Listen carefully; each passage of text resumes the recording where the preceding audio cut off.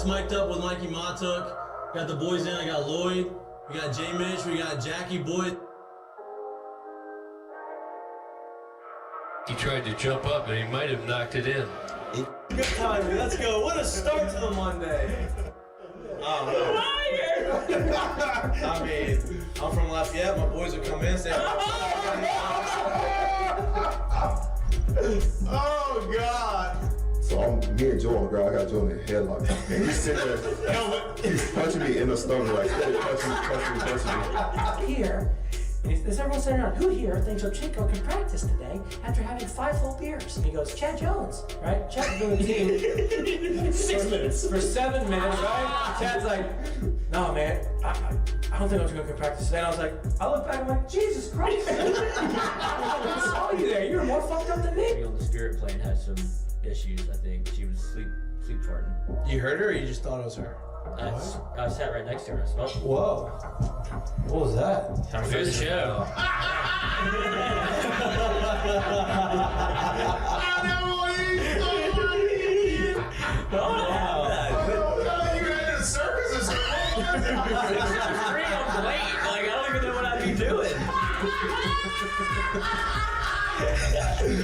Now, when you do go to spring training, are you going to bring your chinchilla and your turtle? My dad tell you about it? The SEC is, God, they hate fat people. I mean, I get crushed for that. You know what I mean? It's like, come on, man. Hey, just the South, bro. You got a bunch of food down here. Like they should Players, look at Lloyd. You know what, Lloyd? You're looking for a recruiting coordinator, coach. I'm here. He's like, I'll piss my pants right now. No way. We're wearing gray pants, long gray pants. He goes, I'll piss my pants right now.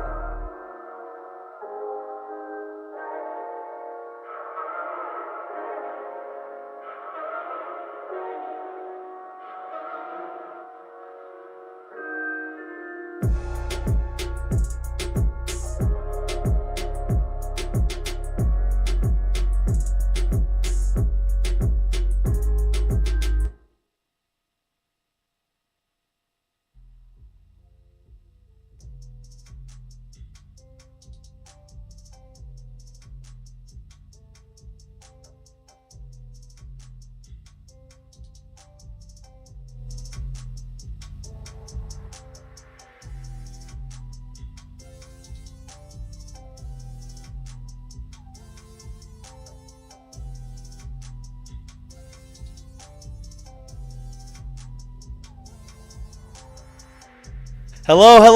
Welcome back to Mic'd Up. Today is Wednesday, December 6th. Sorry about the little bit of a minute delay. We had to wait on a lot of customers in here at the last minute. A lot of things, a lot of requests. A lot of things happening. Had to wait for the customers to purchase their stuff because we didn't want to start, make them very uncomfortable. But we're here. We have a big show for you today. Obviously, it is Wednesday, so it is Ask Mikie and Mitch and Bryce today. It's usually Ask Mikie and Mitch Day, but we're going to add Bryce Koon here from 247 Sports. He's got all the insight of transfer portal, recruiting. The recruiting first early signing period is here on Friday. So there's a lot of things happening out there in the recruiting world and the transfer portal world. He is going to be on the show via video call at around 7 o'clock to talk about all that, answer all the questions. So if you have questions for us, if you have questions for him, put it into the chat. We've had a few on Twitter. If you're watching us and don't have access, I guess that wouldn't make sense. Just put it in the chat. We'll get to all the questions that we can get to. Hopefully there's a bunch because you got a guy who's kind of behind the scenes there. So hopefully he's got some answers for you on some of the guys and some predictions on who's going to – what you look like you need to say something to me. No, I was going to say, you had a guy that asked the question at the press conference. So yeah. And so one more step than we're boots on the ground. I mean, he's and look, this is what he does. His job, he covers it. So he's going to fill us in on what's going on in that realm. At 6:10, so here in about 7 minutes, Coach Jay Johnson.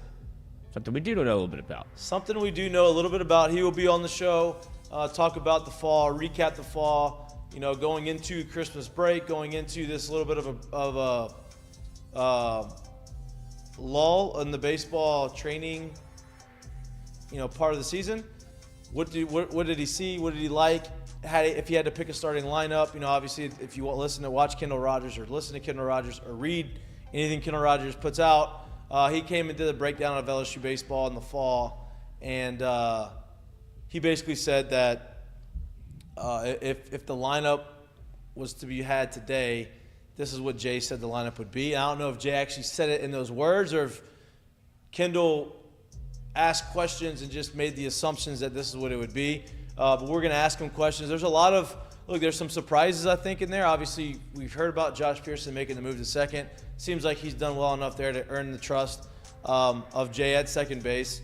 And so it seems like he's going to be there. It seems like Paxton Kling obviously is going to be one of the 3 outfielders. Mac Bingham, who transferred in from Arizona, who's a fifth-year senior, he'll be one of those guys. And I think the big surprise in the outfield, and I think part of the reason why they had to move Pearson to second, is freshman Jake Brown has kind of opened up a lot of eyes.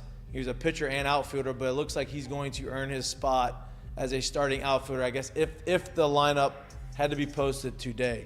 So we're going to ask him all of those questions. We're excited to talk to him. It's been a little while. He told us some things that they wanted to work on through the fall at the last conversation that we had with him. So we'll see if those things came to fruition and see how the progression of the guys has been. If you're following basketball now, it's kind of basketball season. New Orleans Pelicans are in the Final Four of the in-season first ever inaugural in-season basketball tournament in the NBA, which is still a little weird. All the courts, if you're watching basketball and you're like, why are the courts so weird? That is why. That is I guess, when the court is like that, that's when you know it's a playoff game. It's just a way of separating it. The winner of the playoff, or the tournament, the midseason tournament, each player on the team gets $500,000. So, they make it a little bit worthwhile. A lot of these, and I think what we're seeing is a lot of these teams that are younger, that don't have these huge contracts, are playing really well because this $500K to these rookies or to these guys who are on 2-way contracts or 10-day contracts means a lot. And so you're seeing some pretty good basketball, whether you like it or not. It's still been pretty entertaining. You have the Pelicans are playing the Lakers in the semifinals of the tournament in Las Vegas. So that is happening. There's a bunch of Louisiana natives in the portal right now from different schools, a lot of A&M guys, and I'm curious to see which ones are going to make their way back over here to the boot, South Louisiana here in Baton Rouge. But those are questions that we will ask someone who is a lot more educated in it than we are. Lloyd, how's your day today, man? Good. Good? How was your day? My day's great. I'm in a good mood. I'm excited to talk to our friend, Coach Johnson. Always. Your dad? Yes. Your dad? Always excited to get back with Dad. It feels like it's almost been too long. I send it up whenever I know. Put it over there. Why'd you do that? I don't know. I just feel like switching it up because now, the hotkey wasn't working for the other camera, so I went straight for this one. There you go. But yeah, I had to send in the email to Jay. I was like, look, we can't be having Kendall Rogers scoop you before you mic'd said that? up. Yeah, I was No, like, you hey, that's on me. I No, you did. I did. As a producer, I can't let that happen. So happy to have you back. Wow. But we should have had him on a little earlier. Can't be getting scooped by Well, look, that's what Kendall a does. That's national his guy. job. That's Yeah. his job. You I just know, wanted, wanted to let him know that we still care. Was that in the email, or was that at the lunch table today? Because y'all live together and stuff. Yeah, we did have lunch together. It was at the Thanksgiving table, actually. Oh, nice. Yeah. Nice. He let you cut the turkey. No. No, he didn't let you. You didn't have that. You didn't make that. It's Maureen's job. Okay. Head of the household. Okay. Wow. Wonder what you have to say about that. I think he would agree. Man's Jay, gonna worry about baseball. How's your day today, Jay? Good day. Not Good bad, day? man. Yeah. Good day today. Beautiful weather day, by the way. Great weather day. Perfect. Wasn't super cold. Very sunny. Very nice day outside. Puts you in a good mood. Puts me in a good mood. I'm here with a lot of energy on the show today. Yeah, you're like a dog. If the weather's good, you get a little frisky. Yep. Yeah. If it's bad, he gets sad. He's like, oh, weather's just too. Yeah. Starts catching some Look, yawns. the weather and the vibes of the weather definitely plays tricks on me. Bad weather definitely is not. Yeah. Good. Now it depends on with him. It depends on when bad weather happens, right? If it's a bad weather day on a Sunday during football season, awesome. Yeah, because then you don't have to talk to anyone. You just tell Exactly. everybody, get away from me. I don't So have it's to do the anything. same thing. No, I just in a enjoy different it, arena. But I'm not upset because it's like, oh, I don't have anything planned today. I don't have to do anything. Okay, I don't if have it- to have energy. I if don't it do was anything. a- I can just watch football and be lazy, which is great. If it was a bad weather day on a Sunday and 10 of your family members showed up at your crib, how you feel then? I would not be happy. Well, it was a good weather day. That's fine. I love that. It's great. It's great because bad weather day, it's like the outside can't go outside. Can't watch the game outside. What right? we gonna do? Stuck in the house. A lot of kids would be there. Oof. I'd imagine. Yeah. Speaking of kids, Speaking. that's why the Coon can't come in studio. We're supposed to do Ask Mikey, Mitch, and Bryce. And It is Ask Mikey, Mitch, and Bryce. but today. yeah, if it would have been in studio, it would make it a little easier. But we'll see how we can do this. How is it with- gonna make it easier? Yeah, with him on the live stream. So I'm saying I was just excited to have him in the studio. Yeah, it'd be 'cause great. But he they feeds still, off you, still the can energy. you still can read the chat while he's Yeah. on the stream, right? Speaking of in the stream, He's there. he's there. He's here. He's ready to go. Give him a second to set up. I'm Give him a not- second. we're not. Introduce the man. I'm in no rush. I'm making sure your job's easy Yes, thank because you. you're the one. You're the one that have to produce. You have to press all the buttons and do all the things you need to do. You ready? I'm ready. All right. Excited to introduce our next guest, reoccurring guest, friend of the show, friend of ours, national championship winning coach, Jay Johnson. Coach, I appreciate you coming on the show, fresh off of your Book tour. a book signing. What book are we promoting, or were you signing today? Yeah, it was good to see you guys. Good to see you First too, off. Coach. Secondly, Little hardware. Championship. Back The there. championship trophies look great behind you. Little by new the way. hardware in the background, Coach. Looks great behind you. yeah, looking at that, like the national championship one's a lot cooler than the other ones when you get to the World Series and you don't win it. So. Yeah, no doubt. No, Those it was old good. It's book. It's unbelievable. Photos from the entire season, kind of tells the story of our team, and so they were selling them at Barnes and Noble, and Tiger fans showed out as I love usual. that. It was awesome. I love that. Actually, Barnes & Noble is right down the street from us. I think I'm going to walk down there after this and maybe purchase me one of those picture books that you're talking about. There you go. There's I, one I that don't like Mikey to read. yeah, I like a to nice I like picture I book. like to read. I like to see the pictures in there. It makes it a lot easier. If there's pop-up pictures, that helps more. It's definitely visual learner friendly. Perfect. That's right. That's right right down up, my alley right there. right up my alley. Coach, it's been a little minute. Obviously, y'all right in the middle of fall practice. Football season was going on. I want to give y'all a little bit of a break. Now that fall's over with, you've gotten to see a lot of these freshmen start to develop a little bit. And within the fall, you have a little bit of a gap, and then you start practice back up, or full team practice back up in January. What was your message, and what were you telling these guys? Like, hey, listen, we had a great fall, obviously, whatever the message is there. But, hey, in between between Thanksgiving and when you come back to school, it's a big gap. What was the message telling these guys, because they have to keep their workouts up and keep training and do these things? Is there something specifically you tell these guys, or you try to emphasize on these guys when you go through a big break like this? Yeah, super important. I like to break the year down into like 9 innings. And when you're at this phase, you're about the third or the fourth inning. And it's the one phase where we don't have a lot of say or control with the players and what they can do. What we really try to do is to leave no gray area, no doubt of what we're looking for out of them, where they're at as a player now, where we believe they can contribute, what we need them to do to be the best team we possibly can be, and then have the workout program structured around all of those things. So there's been a lot of communication with myself and the position players, and then myself and Coach Yeski and the pitchers. Feel like we're in a good spot. Feel like guys are very motivated to tackle what's in front of them, what we laid out in front of them based on what we saw in the fall. But it's a super important time. Over the course of my career, I've seen players make massive jumps during this time, and some fall back, and it takes them a little longer to get going. But we have a good group of guys that I think have an understanding of how important this is, and not overly concerned about them doing the things that they need to do right now. Coach, Kendall Rogers, put out an article. He came out and he interviewed with you, and he scouted. He came to the Purple and Gold World Series and kind of scouted the team in the fall. Obviously, the team in the fall is not going to look the same as the team at the end of the season, right? There's a lot more development to be had. He came out and wrote an article and talked about what he saw, and he said if the lineup basically laid out in a lineup, if the lineup were to be today to happen today, this is what it would be. And I think one guy in the lineup that kind of shocked a lot of people was Jake Brown. Potentially start being in the starting lineup in the outfield as a true freshman.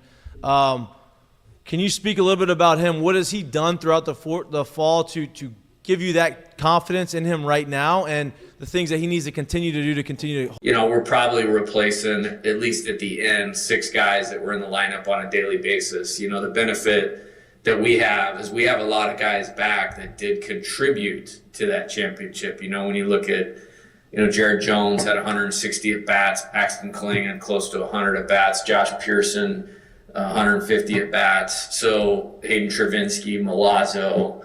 So those guys weren't necessarily at the front, but they played a lot. And, but there's some open competition. And Jake did a nice job of coming in, and he's super competitive. He's super confident. He's a great athlete, can really run. We need it, and some left-handed hitting to kind of step up to give us that left-right balance that I love to have in our order. And he's done a good job of that. And I think probably the thing that impressed me the most is I'm very much paying attention to who handles the top-end pitching well. Yeah. And he did a really good job of that, because you guys know as high-level players, good teams will crush, mediocre pitching, as they should. But if you want to be an elite team, you got to be good against, the best guys. And I definitely see the ability, and I see the competitiveness in his at-bats, that he'll be able to do that, and super excited about him and the contribution he can make. Coach, it's always good to talk ball with you. I'm glad you kind of just mentioned about the guys that left, the guys that were big contributors to the team last year. Now, like you said, it's the 3rd or 4th inning. It's pretty early on still, right? And real adversity hasn't set in, and real challenges haven't really set in. But at this moment right now, of guys that are returners from last year, who are you seeing that's stepping up as far as being a leader and being able to kind of take some of those leadership roles that were, I guess, that are vacant, if you really will, that guys have kind of moved on from, and you need, younger guys who are now elder statesmen to kind of step into and kind of be voices and leaders of the squad? Yeah, we had 4 things that were super important last year that we were identified, like this has to happen for this to go the way we want it to go. And player leadership was one of those 4 things. And it was as good as I've ever seen when you talk about Paul Skeens, obviously, Dylan Cruz, Gavin Dugas, Cade Beloso. And what that did is it presented a really good model for our guys of what that actually looked like, of, confronting and demanding the best out of everybody on an everyday basis, and really raising the standard, or what we called playing to a standard that was above winning. And we have some returning players that understood the value of that and are really, really trying to do a good job. I think, having Alex Milazzo and Hayden Travinsky in their 5th year and playing the catching position, and they both were massive contributors last year, that's a really, really good starting point. And they obviously had great examples from some of those guys, that I mentioned. So they're probably at the front, but it doesn't have to be a returning player thing. Like, right. Michael Brath's done a really nice job in the infield. He's obviously had 2 years of a lot of playing time, in the SEC, and, has a little bit of a field general mentality to him. So that's been good. On the pitching side of it, Thatcher Hurd, obviously. Will Helmers, who's a 4th-year player, is a great leader for us, and, does a really, really good job there. And there's other guys that do it in different ways. Yep. Josh Pearson, by example. Tommy, obviously, is one of the best players in the country, and going to be at the forefront of this thing when he's healthy. Has taken on a lot of that as well. And, guys like Dylan and Gavin, kind of charged him with, paying it forward. So I'm really pleased with that so far. And I think it's only going to get better as we continue to develop as a team and go through things as a team. How is Tommy White's recovery coming along? How is his, the progression? Is he getting closer? I know you're probably not going to talk too much about it, but are you happy with the progression he's made? Yeah, he's chomping at the bit. Yeah, sure. He's to full batting practice right now at 100% intensity with swings, and just popped his head in my office and said, "Coach, I was smashing balls today." I have no doubt in my mind he was smashing balls, and it's probably smashing the scoreboard too. I have no doubt. It is December 6th, I believe. So full speed swing, running. We're well into the running progression, which is leading us into the individual defense part of it. And then he'll begin his throwing program on December 19th, which gives him a good 9 weeks before the season. So I'm pretty confident we're going to be in a good spot. And, again, hats off to him for playing basically a full season at definitely nowhere near 100%.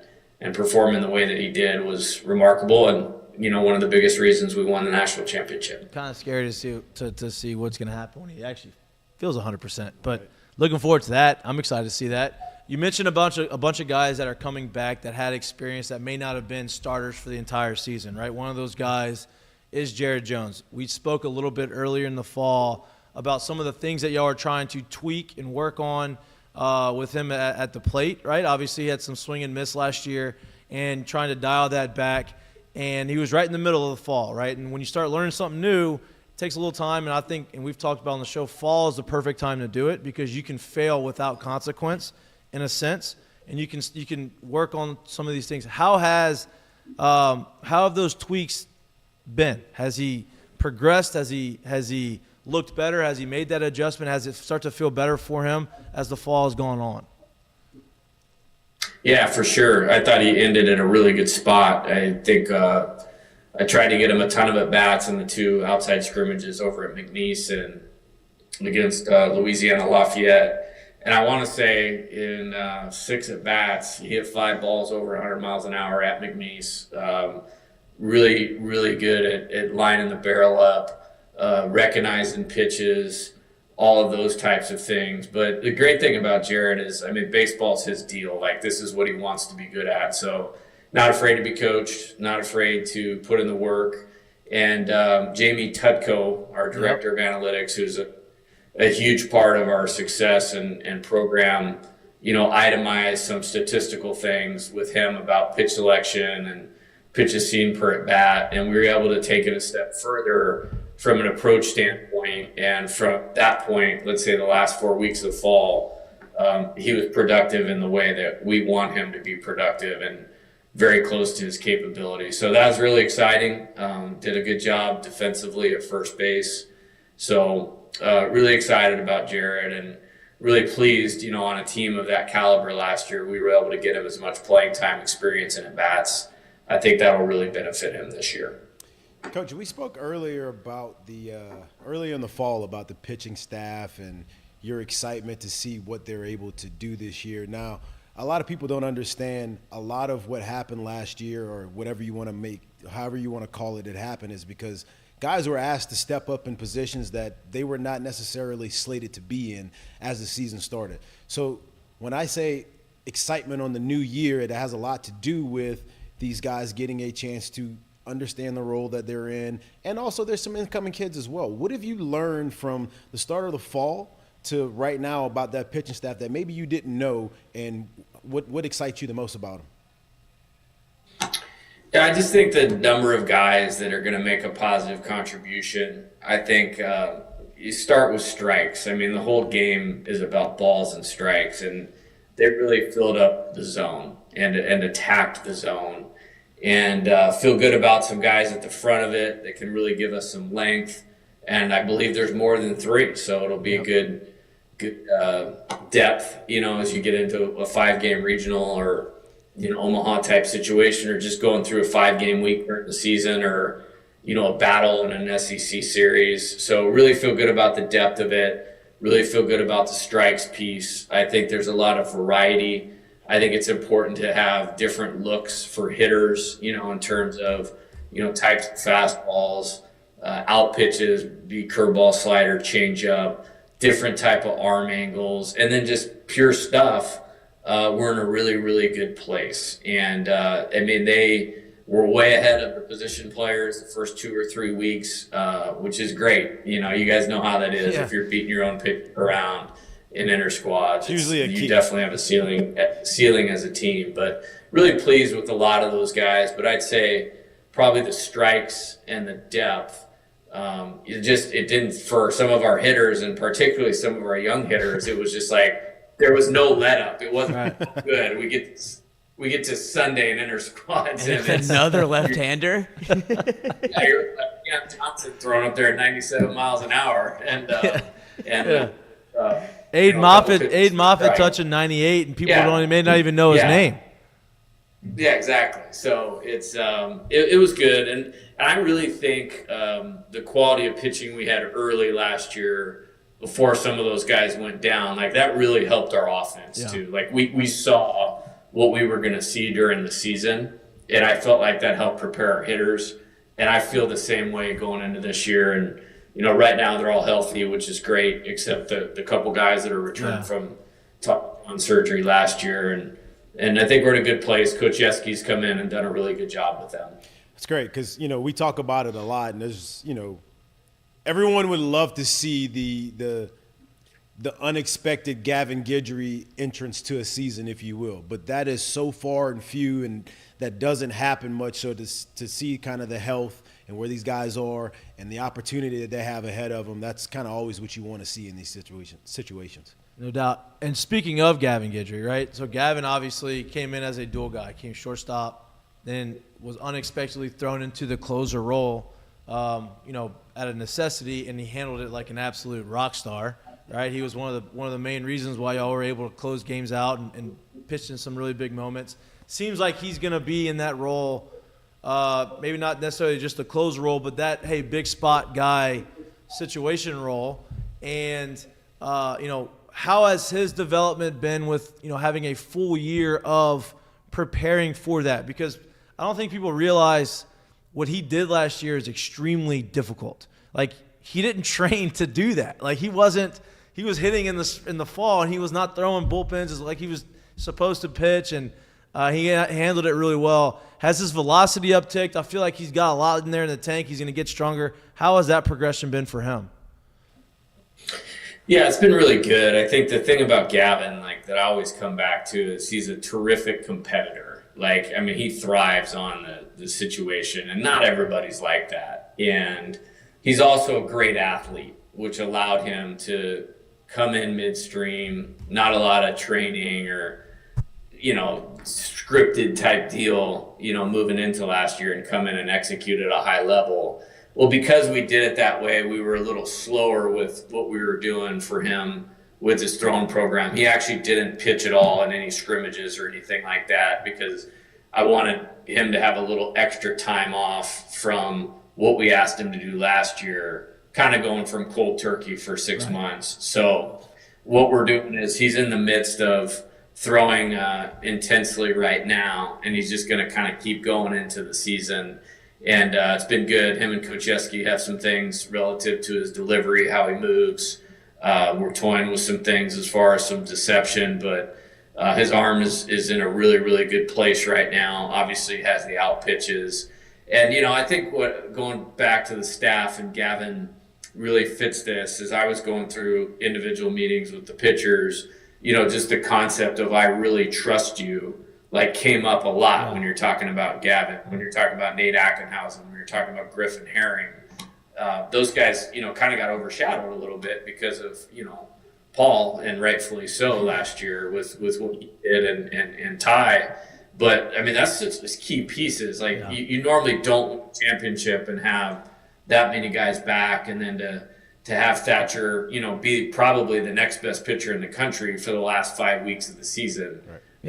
To Paul, returning, and then adding, Luke Holman and Gage Jump and Justin Lohr and Cameron Johnson and Kate Anderson. Keep going. Go. Keep going. All Right. Oh, and then I mean, you mentioned Aiden Moffitt. You know, Right. you mentioned DJ Primo. Like, they didn't pitch for us last year, and these guys are going to be stars. Like, they're gonna really pitch over the next 2 years, and they're going to be good draft picks in 2025. So, really excited. I mean, we had to be super intentional, hit the ground running from a recruiting standpoint on the pitching side of it when we got here, and it's fun to see kind of how that part of it's come together. You spoke about Nate Yeske. Coach Yeske came in. You have a lot of experience with him. Obviously, y'all coached together at Arizona. He was at Texas A&M. He comes in and takes over the reins as the pitching coach here. What are some of the things? You know, obviously everybody's got their own philosophy. There's more than one way to skin a cat, but you know the familiarity with you and him, and you know his process and the way he kind of interprets the pitching position and the pitching staff and the rotation. How has that transition been for him? And how have you seen the players kind of respond to him in a positive way with the way he kind of approaches the pitching? Yeah, it's been nothing but positive. You know, on a personal standpoint, like, you know, with the amount of staff turnover that we've had, like knowing what we're going to get in that regard, super important. Super important. And very thankful that Coach Yeski's here. He's incredibly intelligent.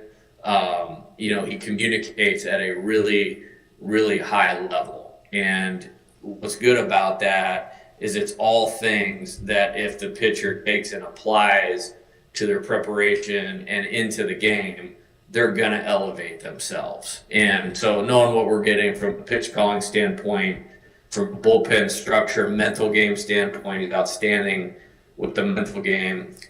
We have a lot of guys that are really well positioned to take advantage of what he brings to the table. So it's a perfect match in that regard. Coach, can you talk about Josh taking on this new role and moving into the second base position, and kind of how that transition has been for him, and how's he doing with it? Tell you what, if that I couldn't do it. So that's I'm left-handed, so you know I could. More yeah, power, really more power to him, because that's hard to do, and yes, it seems like he's gained your confidence at that position. Yeah, I mean, I love Josh. You know, I mean, it's 2 years of significant amount of at-bats and positive contribution to winning.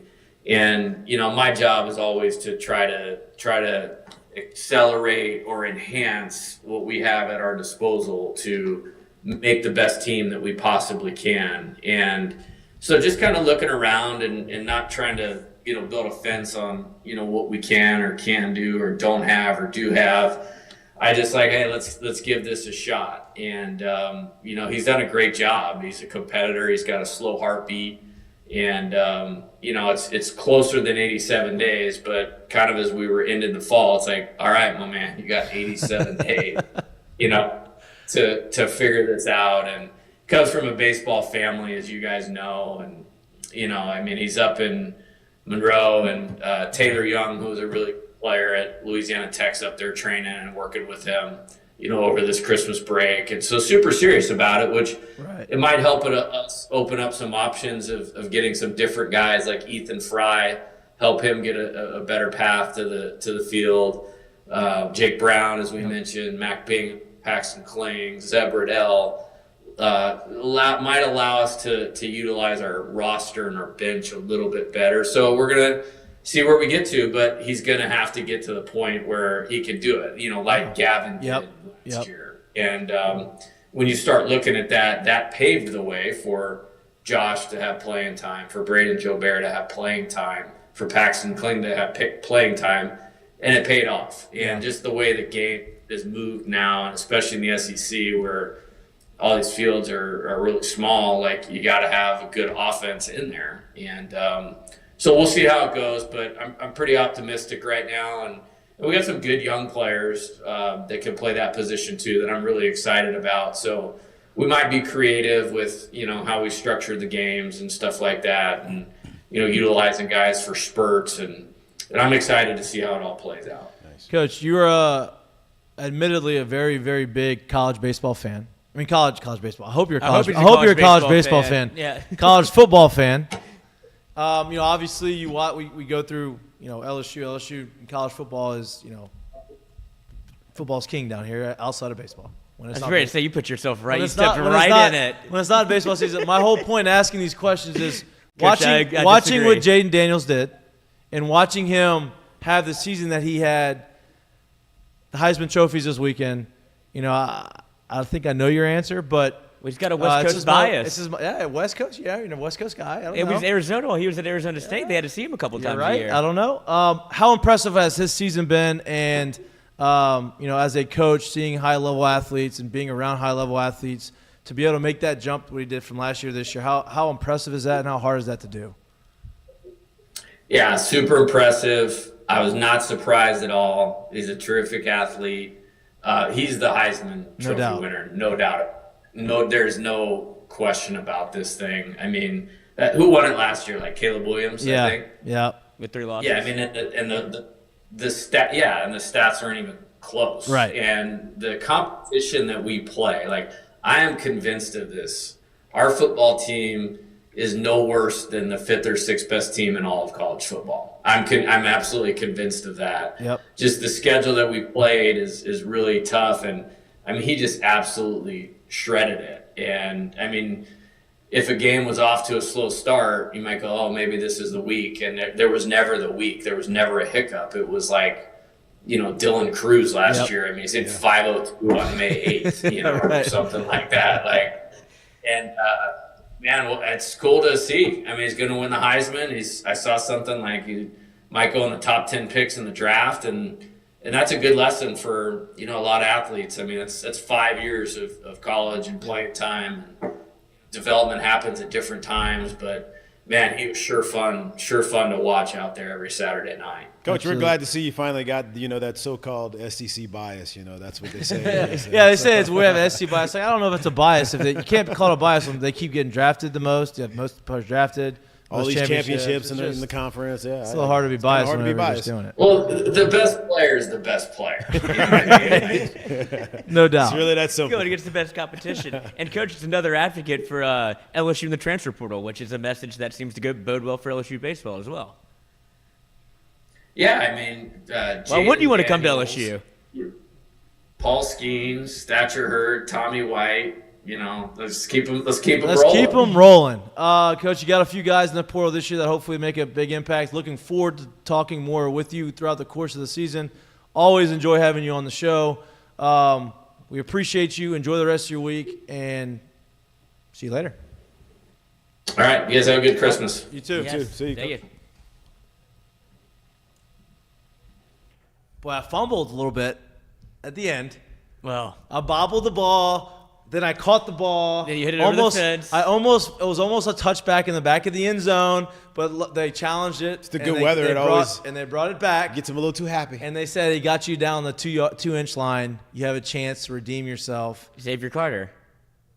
Oh, that's a kneel on the 1, though. That's complete opposite situation that I talked about right there. It felt like it. It was tough, but I got through it. That was bad. I was You bad on my part. understand? Yeah, I hey. knew what I was trying to say. My mind was working faster than my mouth could work, and didn't come out the way I wanted it to come out. That's okay.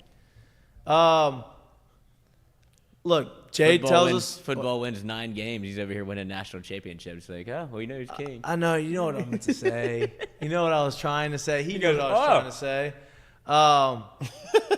But look, Jay tells us a lot, and he's very open about a lot of the things that he talks about. It's the fall, and so I don't think he's going to come out here and basically say, hey, this is what's going to happen. It's a matter of, hey, this is what I liked and what I saw and what I would hope to happen, but a lot of things can change, right? They will change. Yeah, like, right. It's just how it goes. It will change, right? Yeah, like it's if you how it looked at goes. the fall last year and you looked at how the season ended, it was not completely different, but a lot of different moves, right? I think after talking with him and listening to kind of, what he had to say about the progression of some of these guys, I think he's a lot more excited today than he was the first week, right? He knew he had a potential to have these kids be really good. Why do you think that is? Because I think that the pitching staff may be even deeper than he thought it was. When it's December and you have a head coach who's literally like, man, I'm real. He rattled off 15 names. And they had a ton of guys that are new into the program or that got a little taste last year but didn't really, really, really get out there and get a chance to do it.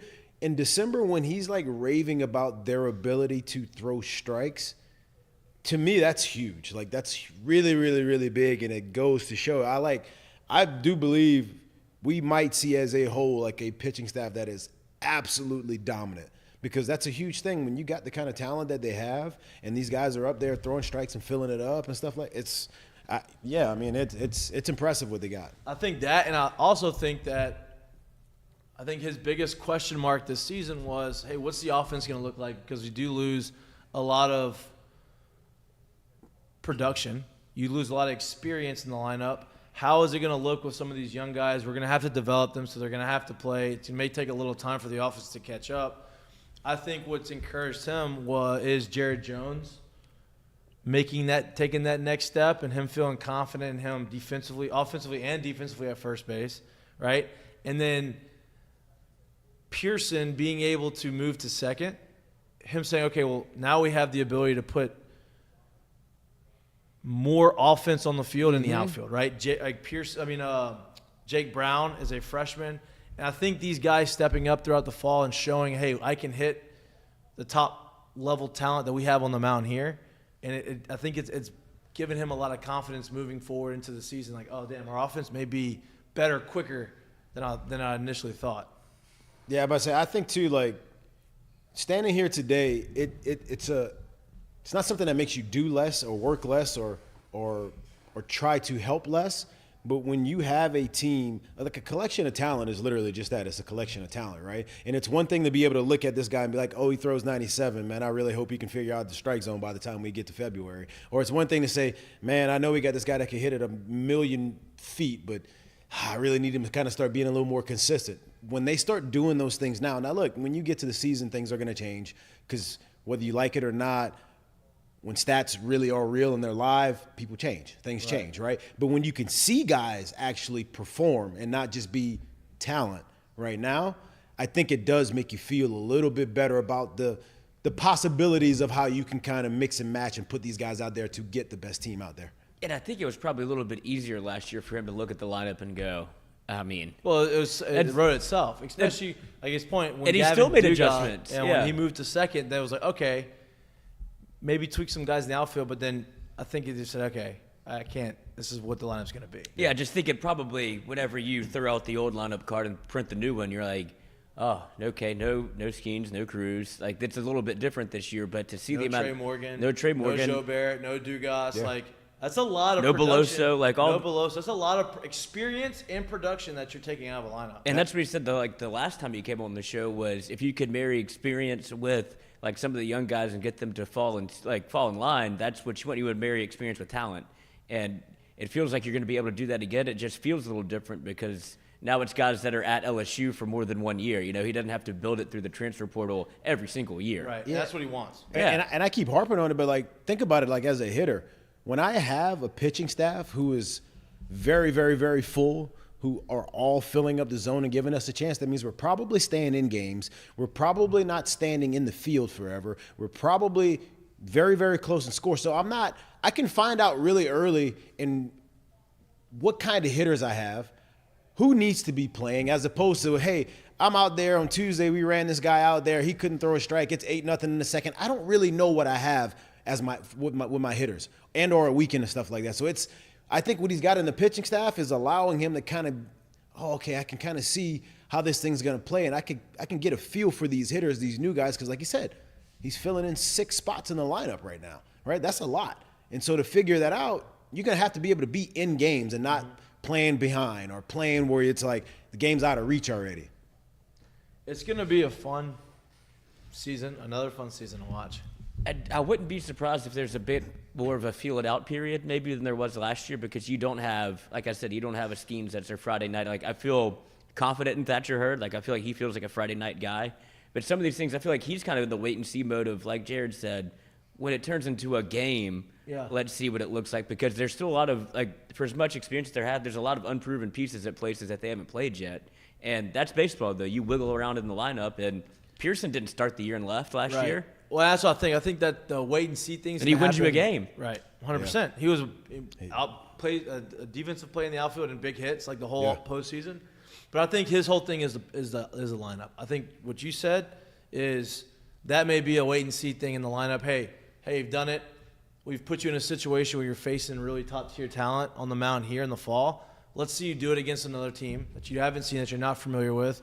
Because I don't care how good you are on the mound unless you're Paul Skeens, right? Because it doesn't matter. He can pitch you differently every time because he's that good.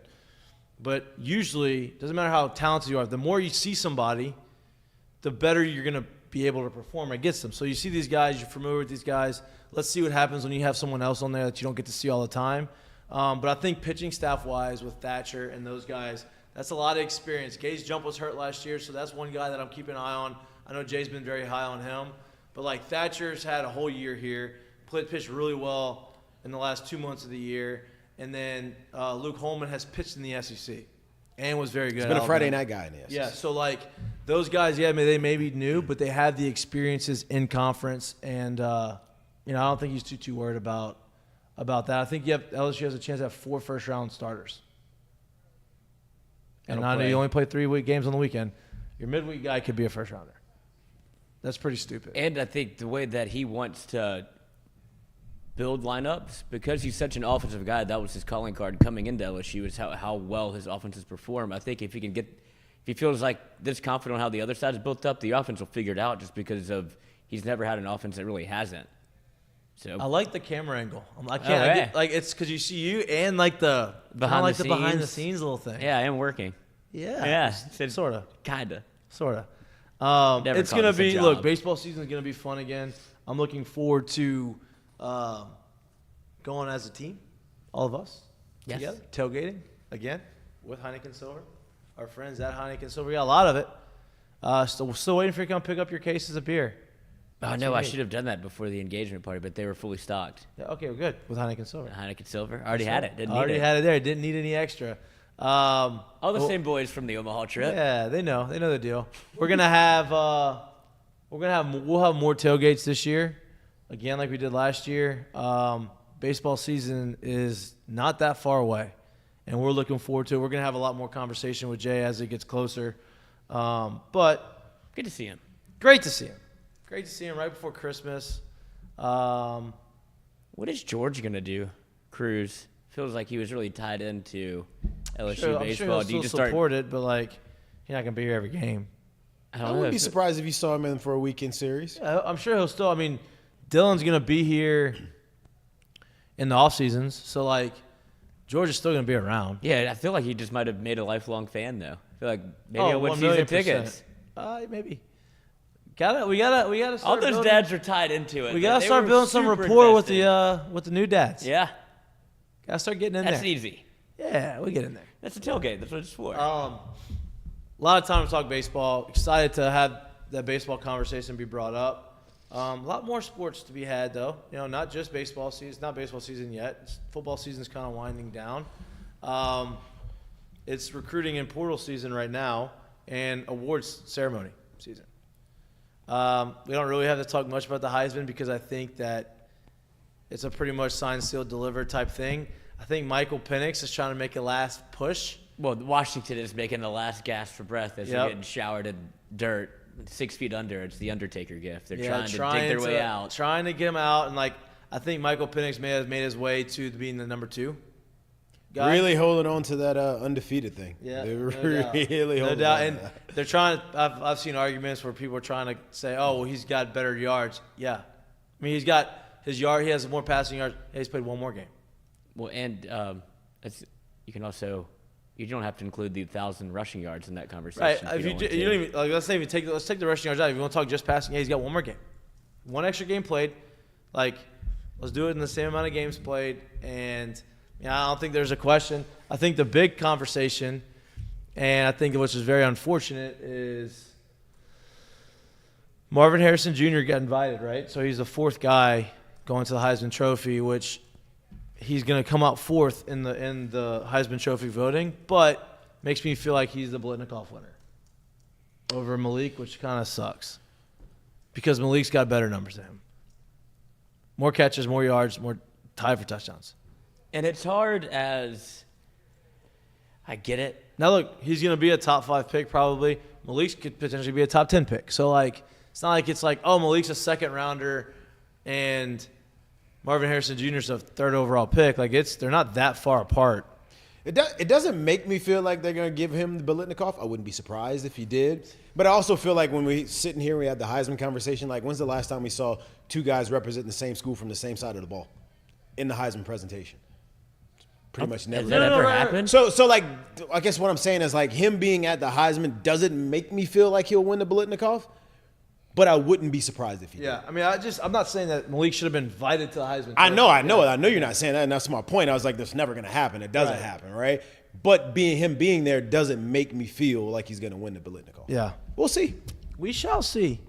That would be. I mean, I guess that's part of what makes you say what if about the year, because there is a world where if LSU was in the playoff and, you know, there's not really a knock on them for their 3 losses or whatever, the defense, why wouldn't you put Malik Nabers in the Heisman with Jayden Daniels? Just be like, look at how good this team is. I don't love that conversation only because I do feel like the game goes the way the game goes, and games are played the way they're played, right? If let's just say we had a middling defense in America, and the defense was good enough, do we still throw it as much as we did? Do we still accumulate those kind of yards? Do we run it more? Right. So, like, it's hard for me to play that game because I'm not sure that the script and the plays and the play calling goes the exact same way if we had a defense that was making stops and getting stops. So, it is what it is. Hey, can you send our friend the link? I just did. Okay. When it comes to that stuff, I'm just like, whatever. Yeah, well, I'm with you. I can't send them both at the same time because I didn't want him to step on Jay that's if fine. he were to join, so I just fired it off. That's fine. You don't have to.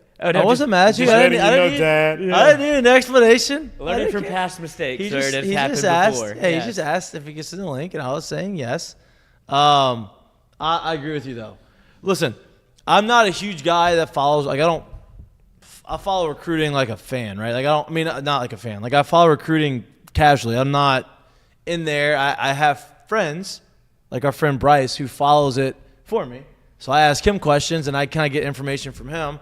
But with the portal, and I may be alone in this, but it's made me more interested in seeing, like, all right, like, yeah, these high school guys are going to make their decision, but then you got these guys in the portal, and you got coaching changes. You have A&M, have all their guys who are very talented in the portal. And it's like I've found myself a little bit more interested in it this year than years past because the defense has been so bad.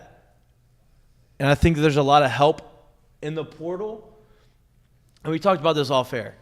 When you see a guy from Ohio State or Georgia or Alabama or Texas or you literally Michigan, just go to the top 20 schools. Any of the schools that have not had a coaching change or any turnover, and you start seeing some of these top guys get put in the portal, and this guy was a 4-star, this guy was a 5-star, but they're not playing over there, I'm skeptical of those guys coming here, right? Just because, hey, if you're not playing at those schools, why?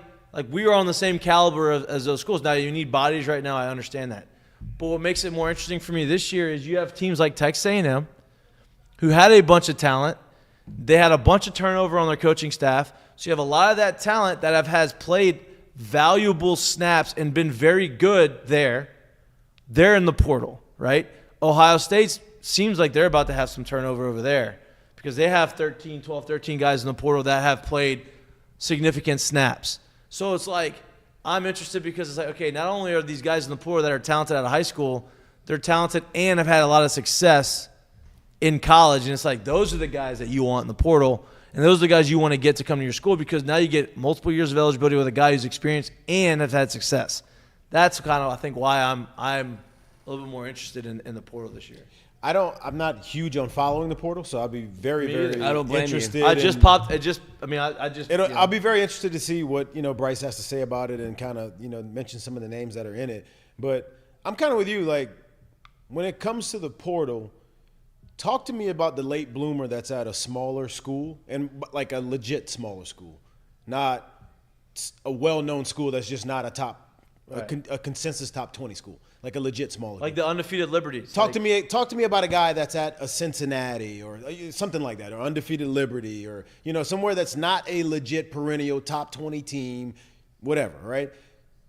The late bloomers and or your coach, your entire coaching staff leaves, now you want to leave too. Those are the guys that, to me, that are interesting. Other than that, when I talk about like the top 20 to the top 25 schools, man, they all got very, very nice facilities. They're all getting pretty much everything that they want. Why would you want to leave that spot for another spot? Why would you want to leave? Why are you leaving now? Why are you not playing there, and why are you leaving? Right. And so when it comes to those situations, those are the ones where I'm like, I'm not sold on you on the field. I really need to see it, as opposed to, hey, you were this out of high school, you're in the portal, so yeah, you're top. Well, what does that really mean? Because if you were that, those are usually the guys they don't let leave. And that's where, like, Nick Saban's had to answer that question a ton because of the transfer portal, and he had the quote out there. It's like, do you think that they ask about why he didn't play as a freshman when he's going to the NFL Combine? Like, that's not what happens here. There's players in front of you that are good, but the guys that, if you've been there 1 or 2 years and you still haven't seen the field, it doesn't necessarily mean that you're not good. It could be, okay, you got passed up. And I think it depends on where LSU is in regard to what their season looks like. Like, this year, you'll take anybody out of the portal that, like, you'll take a chance on a quote-unquote 5-star guy that isn't playing. You're like, and there's always certain behind-the-scenes circumstantial situations well, those are the guys that that make you try sense. to avoid, too. Yeah. As you saw this year, where it's like, oh, behind the scenes it has this, and this because he's a 5-star. Well, no, and I think what Jayaire's talking about is like not like the character issues or not some of the things that kept him off the field, like from his own doing. Maybe the guy that was helped, like the coaching, his position coach, for some reason maybe they just didn't vibe in the way he wasn't retaining the information that he needed to retain the scheme, and he wasn't clicking. Or their support system around him. Like this goes against the point that I'm making, but I think about, all right, what I just said, and then if you are sitting here watching this and being like, oh, so do you not believe in Aaron Anderson?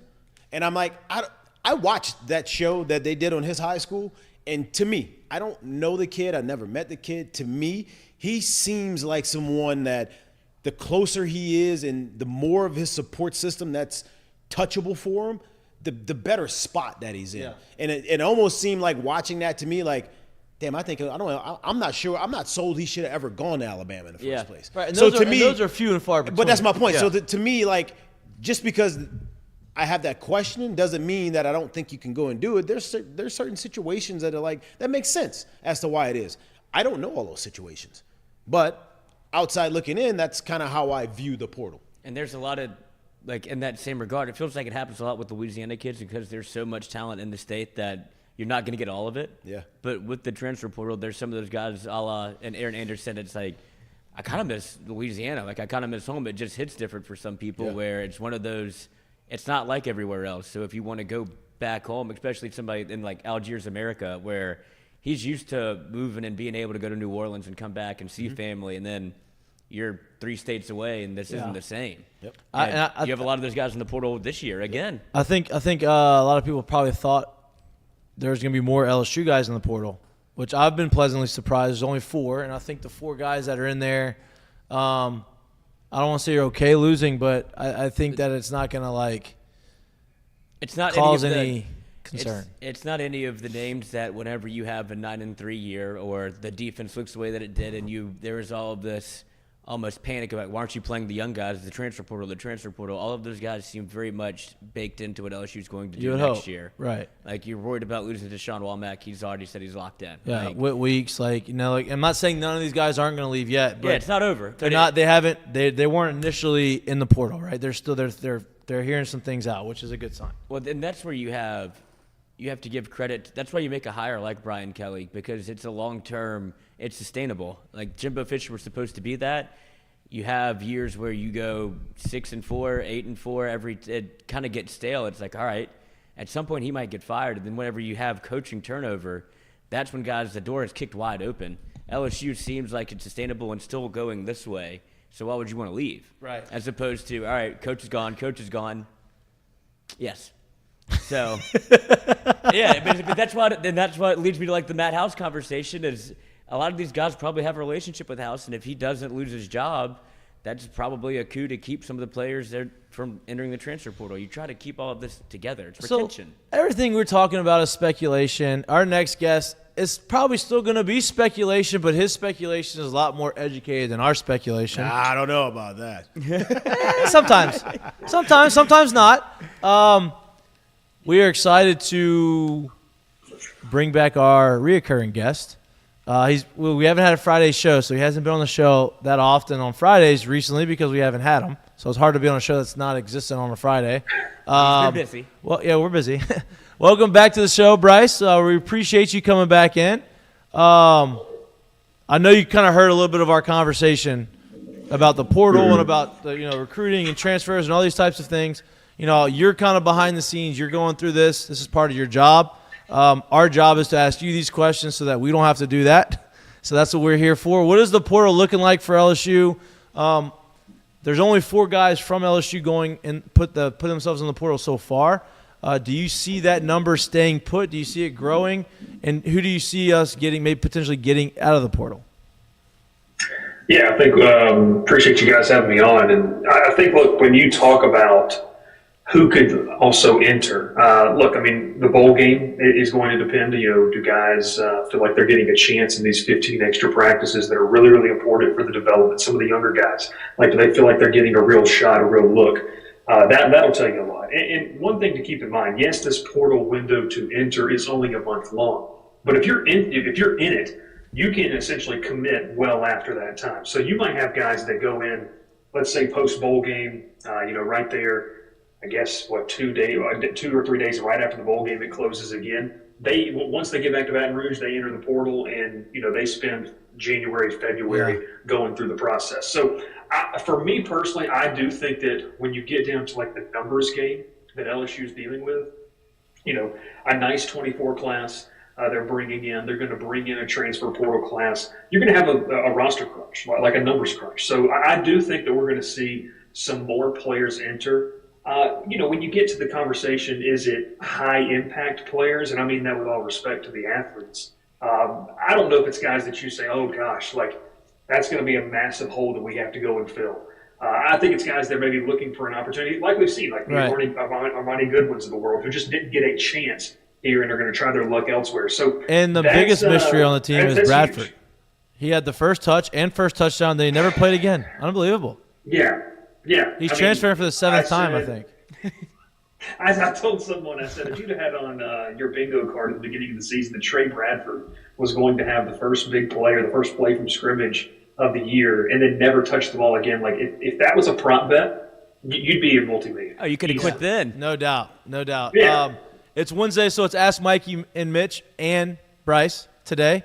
We're going to ask questions. We're going to have our normal conversation, but if our listeners or viewers want to ask a question about recruiting, about the portal, about anything, put it in the chat and ask away. And Bryce has been generous with his time, and we'll get to as many questions as we can get to, unless we don't have any, and then we'll just chat like we normally chat.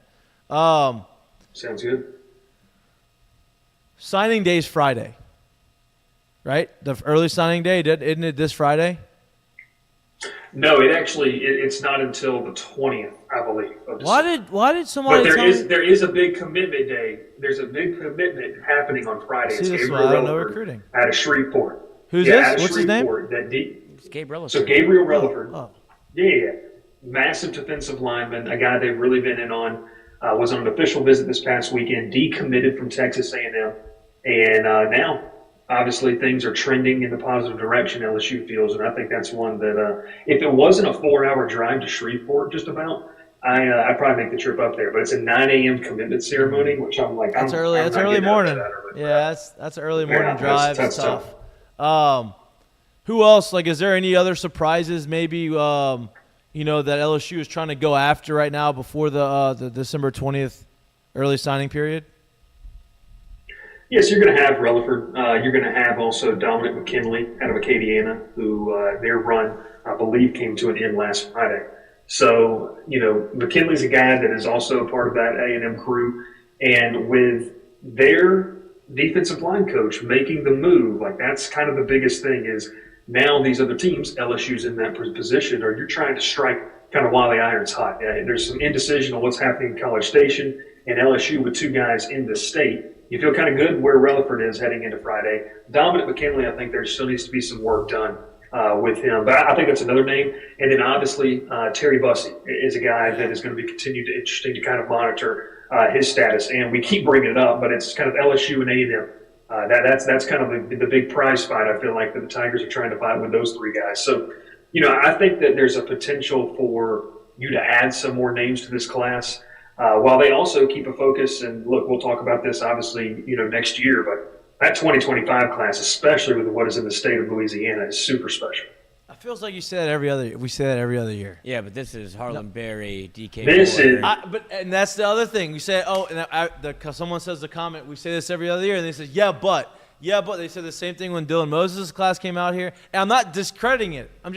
It's a compliment to Louisiana on how talented the athletes are out of Louisiana. But it's part of the reason why people freak out about, we don't sign. You want to sign all the good guys, but you just got so many great legendary class after legendary class after legendary class. You had to go 5 for 5 every year. That's it. Get 80% of the top 10 recruits in Louisiana. I think you're doing all right every year. That should be, I imagine that would be the goal. Bryce, do you have you don't have a Heisman vote, or do you have a Heisman vote? I do not have a Heisman vote. I did get a Maxwell Award vote this year, which is kind of, another award for it. You voted for Bo Nix? I went. Michael Penix. Yeah. Massive Auburn fan here. Yeah. So, no, I think the order I went in was Daniels, and this was before the Pac-12 title game that we had to submit this. So it was Daniels, Nix, and Penix, which I feel like, LSU writers, voters would say at the time. Pac-12 kind of changed it for me. I felt like in the biggest moment, Nix, wasn't what he needed to be. So I think Penix probably is going to be number 2 in the Heisman, I would imagine. I'd imagine it goes Jayden, Penix, and then Bo Nix, and then Marvin Harrison way down at the bottom. That's a courtesy invite. I know. I feel like that means Malik's not going to win the Blitnikoff. Now, Jyaire doesn't necessarily agree with me on that, but I don't know. I'd have to see too, and because I don't know how many of those voters overlap. I think that's going to be something too. Like, how many of the people who voted in Marvin Harrison Jr. as a finalist are also voters of the Blitnikoff? So, that'd be something interesting to kind of see, what is the translation of that. I think Nabers still has a good shot, because I think that this is more of, and look, Marvin Harrison Jr. is going to make an NFL team really happy. Like, I'm not trying to discredit what the guy's done over his career. He's really, really good. I just think that this is, you really, truly didn't probably have a real fourth that you could go with. A lot of people I've seen on social media felt like Jalen Milroe should have been in the conversation. I think that another guy that could have been in the conversation too was a guy like Carson Beck before the SEC title game. But there wasn't a guy that you're just like, okay, here are the top 4. It's really just been the top 3 for the past month, and then it's going to be a courtesy invite. So I think when you sit with that, look, this is probably a pat on the back for Marvin Harrison from a great career. I just wish that, like a lot of things that have happened over the past 72 hours across the college football landscape, we went with, maybe a little more common sense with some things. Did the playoff committee get it right? I alluded to the fact they didn't, and I think they did. I will say that. I think they got it. Well, I think they got it mostly right. I think they got it as right as they could. I think as right as you could get it. Yeah, I think if you're going to get it right, Georgia should be in there too. Oh yeah, it depends on who you're asking. I mean, getting right. What do you think? You think the most deserving or the best 4? I do not think, and I will say this here. It doesn't really matter. I don't think Florida State fans watch this podcast. Maybe they do. Who knows? But I think in this situation, you can't look me in the face and tell me that Florida State's one of the best 4 teams in the country without Jordan Travis. With him, yeah. And there's another guy that, could have made an argument to be the 4th guy in the Heisman ceremony too. So I just think that they went with 4 best. Yeah, I 100% agree. Honestly, to be honest with you, I think that the best they could went with the 4 best, because if we're really being honest with ourselves, Georgia is in that 4 best. They're just They couldn't validate saying, all right, we're going to put 2 SEC teams in there this year when there's so many other teams that probably, Texas win it. They have a real case to it. What's that? They had a real case. Yeah, if we're talking about the best, I believe that's the case. If Vegas did the odds, I think Alabama and Georgia would be favored against most of them, if not all of the teams ahead of them. They may have come out with that. I don't know. If they played today, I mean, let's just say they played this Saturday. I think that when you look at the playoff, you could say and make a valid argument that Alabama and Georgia are the two best teams. I will tell you this, talking with some people who, obviously I'm from Georgia, a lot of family and friends that are Georgia fans. They're like, it's crazy to see a team drop from 1-6 to a 3-point loss. It's just part of it, though. I mean, it is. And I didn't think Georgia had a shot to get in. I just couldn't see it, like you guys said, them validating that. The problem with all of this was, and I'll say this, and maybe LSU fans feel the same way. Maybe they harbored some of this too. But the reason people were so mad about this is the national hatred of Alabama. People just don't like Alabama. But you can't sit there, and if you look at the two teams, you can't say Florida State without Jordan Travis, even with Tate Rodemaker at quarterback, is a better product right now. And let's be honest, I mean, this is a business. It's about what's the views. People want to watch Michigan and Alabama play more than they want to watch a Tate Rodemaker-led Florida State team. The people making decisions, that's what they want to see. So I think that, for me, was kind of the big decision maker. And, people talk about different things. This is a business. It's a product. It's entertainment. That's what this is, bottom line. So you're not going to get that every single time. And I'm interested to what you guys think. I think part of it, too, you could also say is they saw what happened last year when you put in a deserving team to get in the playoff. And, yeah, I know TCU beat Michigan. But you want to try to avoid what happened in the national title game again. No one wanted to see Florida State play Michigan and the final score be 45. Michigan's not scoring 45, but let's just say, Michigan wished they were playing Florida State, apparently. You watched the video. They were not happy they got Alabama. That reaction told you all you need to know about what they think about that matchup. Yeah, well, I think it was more the principle of it. Like, hey, this guy, they felt bad for Florida State. I don't feel like a 1 seed. I don't think that's what you're – I think that you're like, fuck. Yeah. We're going to lose. Yeah. Look, the 4 seed's Alabama. It's not supposed to happen that way. It's supposed to be a Florida State with Tate Rodemaker. Like, give us a layup here. An 11-game win streak, Alabama had that too. All right. Quarterback's feeling himself right now, Alabama. Like, here comes the big bad wolf. Damn it. And I think to put some of that in perspective from what happened in the playoff and looking at past playoff games, I think it's been a total of 17 points is how the games have been split up in the championship has been the margin of victory averagely over the last 3 years. But I think what they mostly didn't want to have happen was if you put in Alabama and Georgia, you're going to see Alabama and Georgia possibly again. Unless you make them 2-3. Right. But then they just played each other. Right. Yeah. And so it's just a conundrum of being in the SEC. It would have been really hard to place them at 2-3. Why are they 2-3? Yeah, because for TV. It's we don't do it like that. Right. I also think I think there was a little bit that played into it too. If you take those 3 teams, right, saying that Alabama, that Georgia, that Florida State were all in the same window, if you will, and they talked about the possibility of missing coaches and or players that are very key to your team. If I'm naming one player on Florida State's team, I'm naming the quarterback, right? He's out. If I'm naming one player, literally if I'm going to name probably one player on Georgia's team, who you naming? Who's their best player? Brock Bowers. He just came back from an ankle surgery. How healthy is he, right? So if you could sit there and say, well, who am I going to name from Alabama on that? I think they're clicking on all cylinders right now. Right. You put them in. I think that's kind of what it came down to a little bit too. No doubt. No, I agree. And I wanted to get you obviously went to the Brian Kelly press conference. Yeah. So I just wanted to see what you thought of what he said because a lot of people that I've spoken with have said it was one of the more impressive press conferences. Yeah, I've heard really good things about it. Break it down for us, Bryce. Yeah, I just wanted to see what you thought the tenor of the room was whenever he walked in versus when he walked out, and if you got kind of the transparency in which it feels like was pervaded through the interview room and through the TV. Tell me what you saw about his body language. I need you to be a body language expert, the whole deal. Tell me what you heard, not what you saw, you ass. Jesus. Oh, man. No, so look. I was actually on board with you, Joel. I was on board with you. There you go. No, look, I walked away feeling like just, for this season, that's the one season that I've been covering the program, this is the most transparent he's been with the media. And down to earth and just real. I mean, there was even on some of the tougher questions, I know a couple of the questions were specifically the news coming out about, them being interested in a transfer portal quarterback, specifically MJ Morris from, NC State. The question was posed, how do you handle that with a guy like Garrett Nussmeier who has bided this time here? And he was very real about it. He didn't shy away from the question, which I think he does a great job. Look, I've said this to you guys before. He's coached in this profession for a long time, been a head coach for over 30 years. He knows how to give the politically correct answer.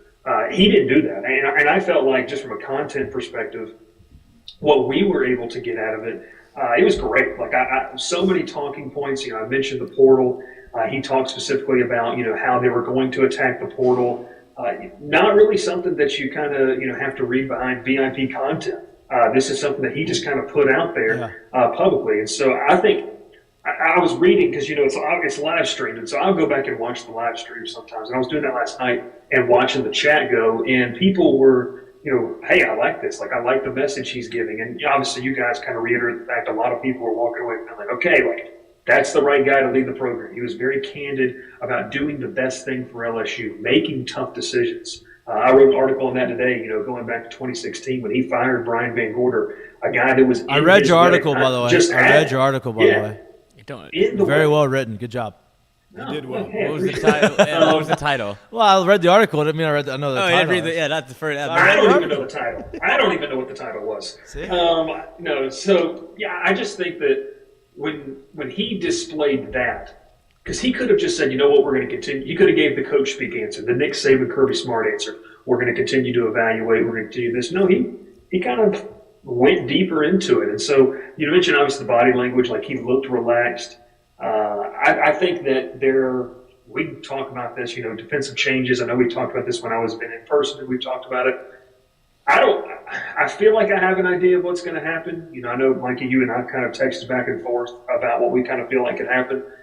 I just think everyone appreciated the candidness of, hey, we're not going to do things just to make people happy that are on this roster. What we have to do is we have to do what's best for LSU.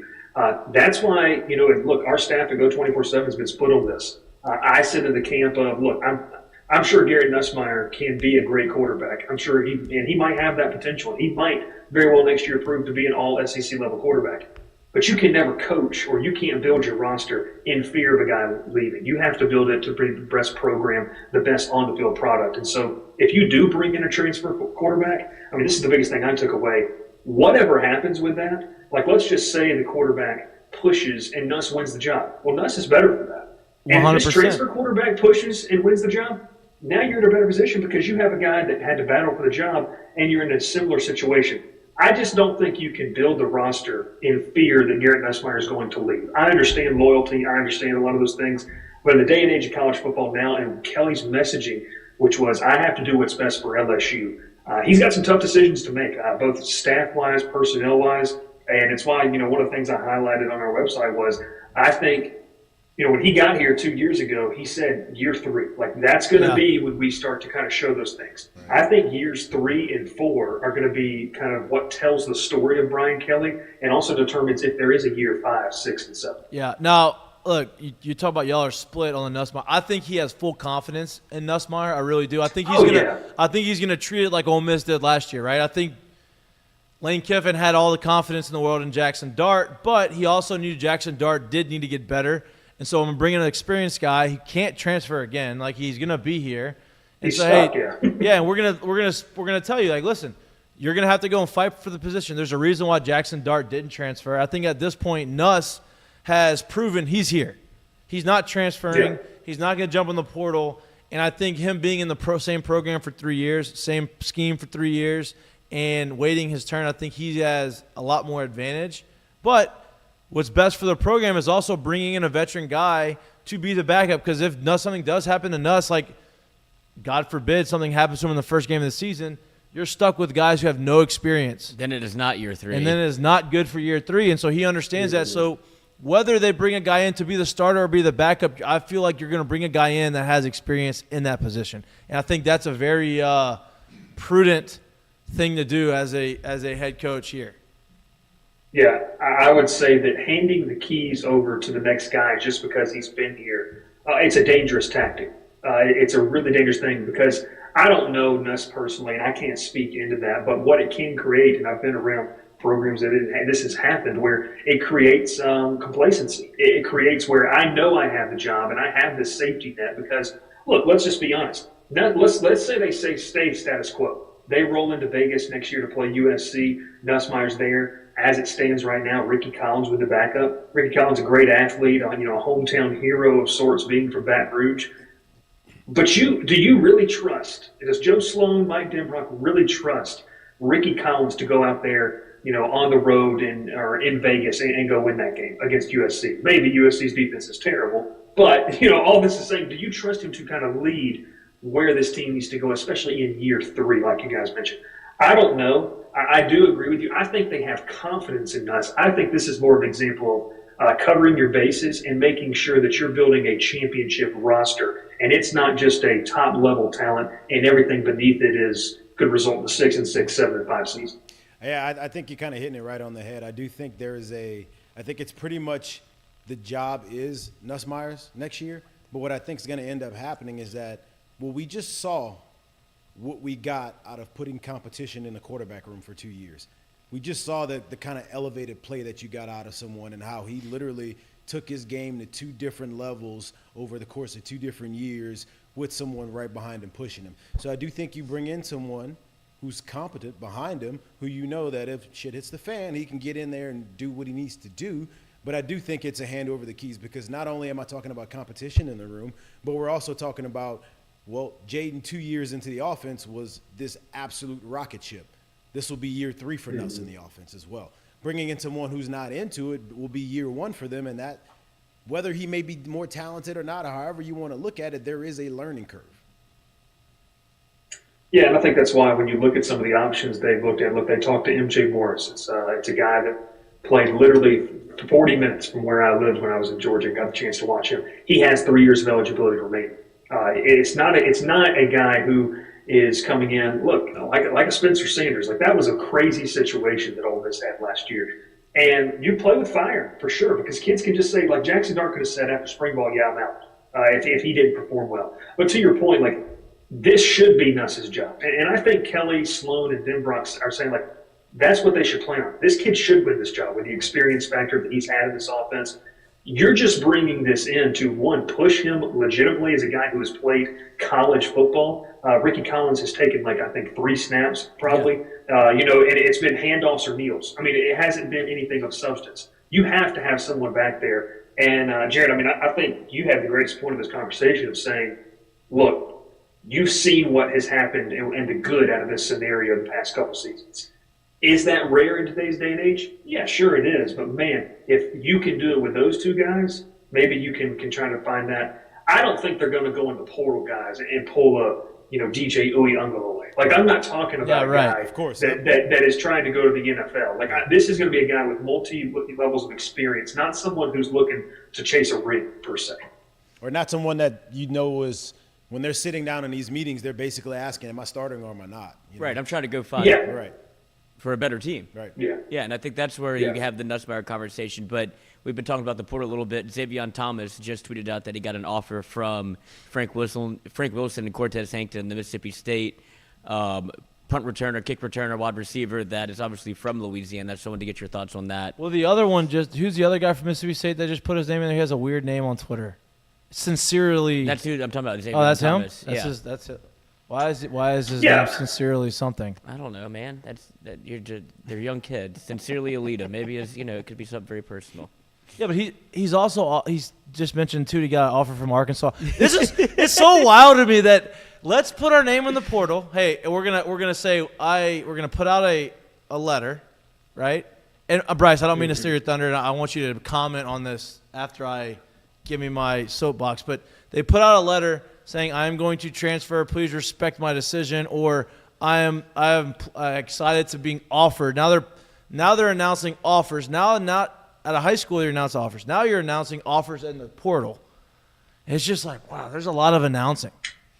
Oh, somebody has to tell you. It's unbelievable, dude. It's got to get the news out there. Mikey, we have people that are announcing. Mikey getting old right now. No, it's not even about Stop tell me what you're doing. It's not even about getting old. It's just I don't know. I guess it's the age we're in now. Everybody's seeking that attention. You got to control the narrative. Yeah, for sure. I get that. I'm sorry to go on that. And you have to let them know that, okay, this is how NIL works also. Oh, look, I got an offer from Auburn. I got an offer from LSU. Let's get to the table. You don't think those guys that are recruiting him know that? And then you get the public pressure of the fan base. Whatever. It's called a game. This is how business is done, Michael. Oh, you're going to tell me. Okay, yeah, tell me how business is done. That's it. I will say this.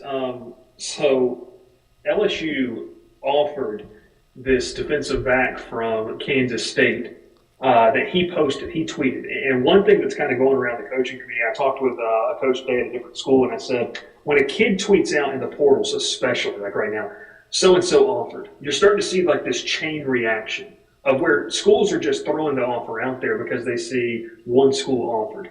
LSU never even officially offered the kid. Like that was what was nuts. And I can't remember, it's Will, let's see if I can find it real quick. It worked out for him.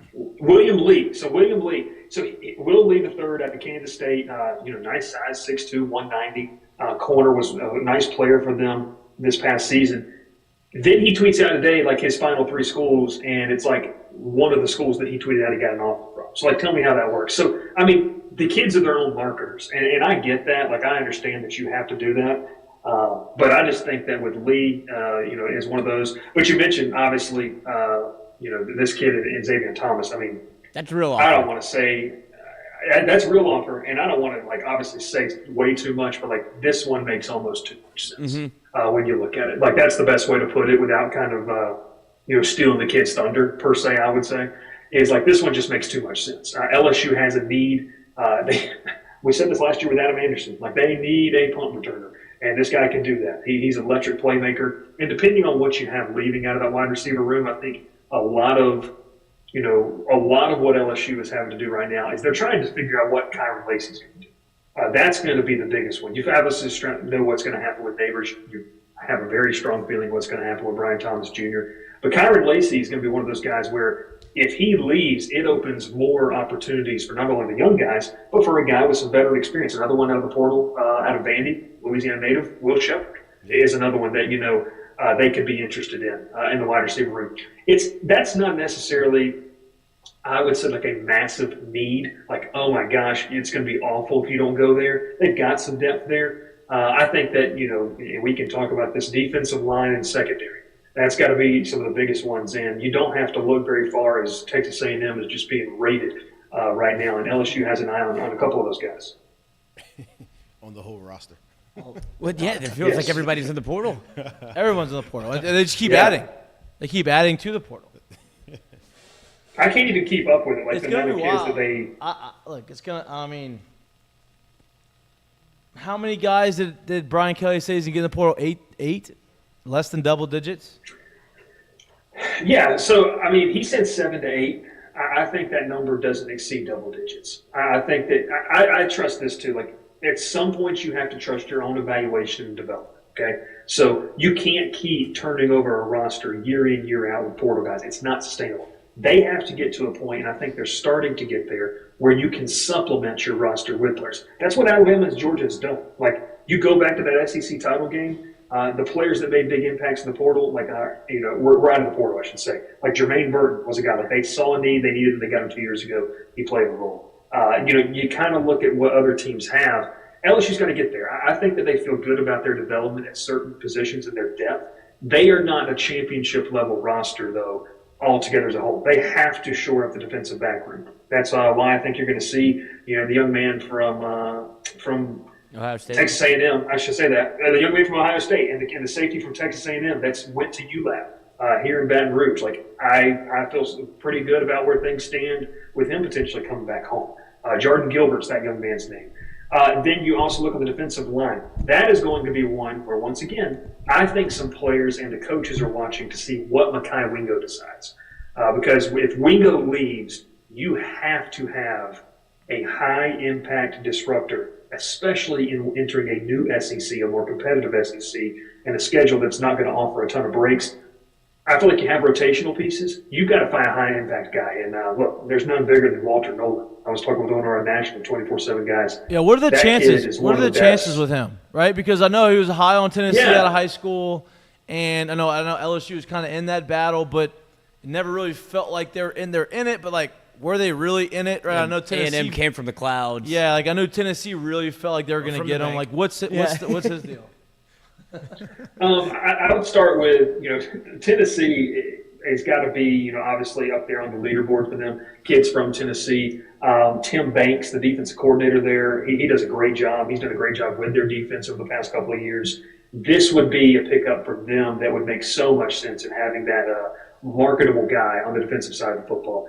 Look, LSU's name is going to be in on all of these guys. You're going to see when so-and-so writes an article, schools interested, Alabama, Georgia, LSU, Tennessee, A&M, whatever, Texas, Oklahoma, because LSU needs to be kicking the tires on these guys. There's a difference between kicking the tires and really being in. I think if you wanted to talk about percentage-wise or you wanted to go scale 1 to 10, I think LSU is interested, obviously. I think the contact has been made.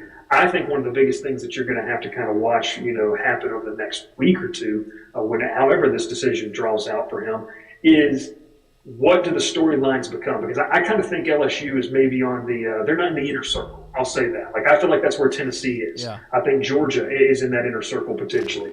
Bama. I think LSU's kind of on the outer. Yeah, Bama is another one. I think LSU's kind of on the outside looking in, hoping for, if he has 3 meetings, let's just say 3 visits with Tennessee, Alabama, and Georgia, and he and his family leave saying, that was good, but they don't leave saying, this is where we're going, that's a good sign for LSU. If you start to hear him plan some of these visits to what I perceive as the favorites, and there's not an immediate commitment or, he shuts down another visit, I think that's just good news for LSU. But as of right now, I think they're probably 4th, 5th, 6th and on that tier list of where they kind of rank with him.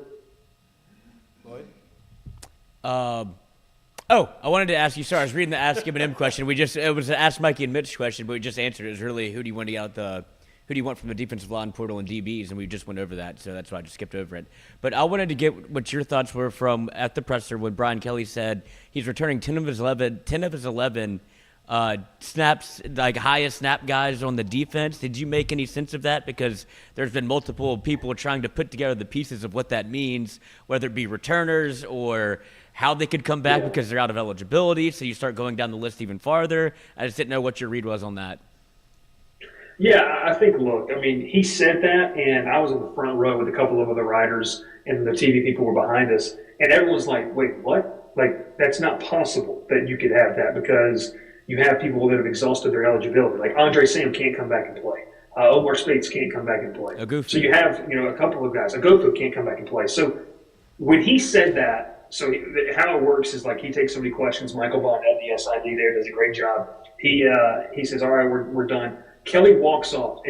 Kelly doesn't even get out of the door before 4 of us huddle up. They're okay, let's make sense of this. Before we tweet this out, and the fans just go crazy. What does this mean? Or write a story on this.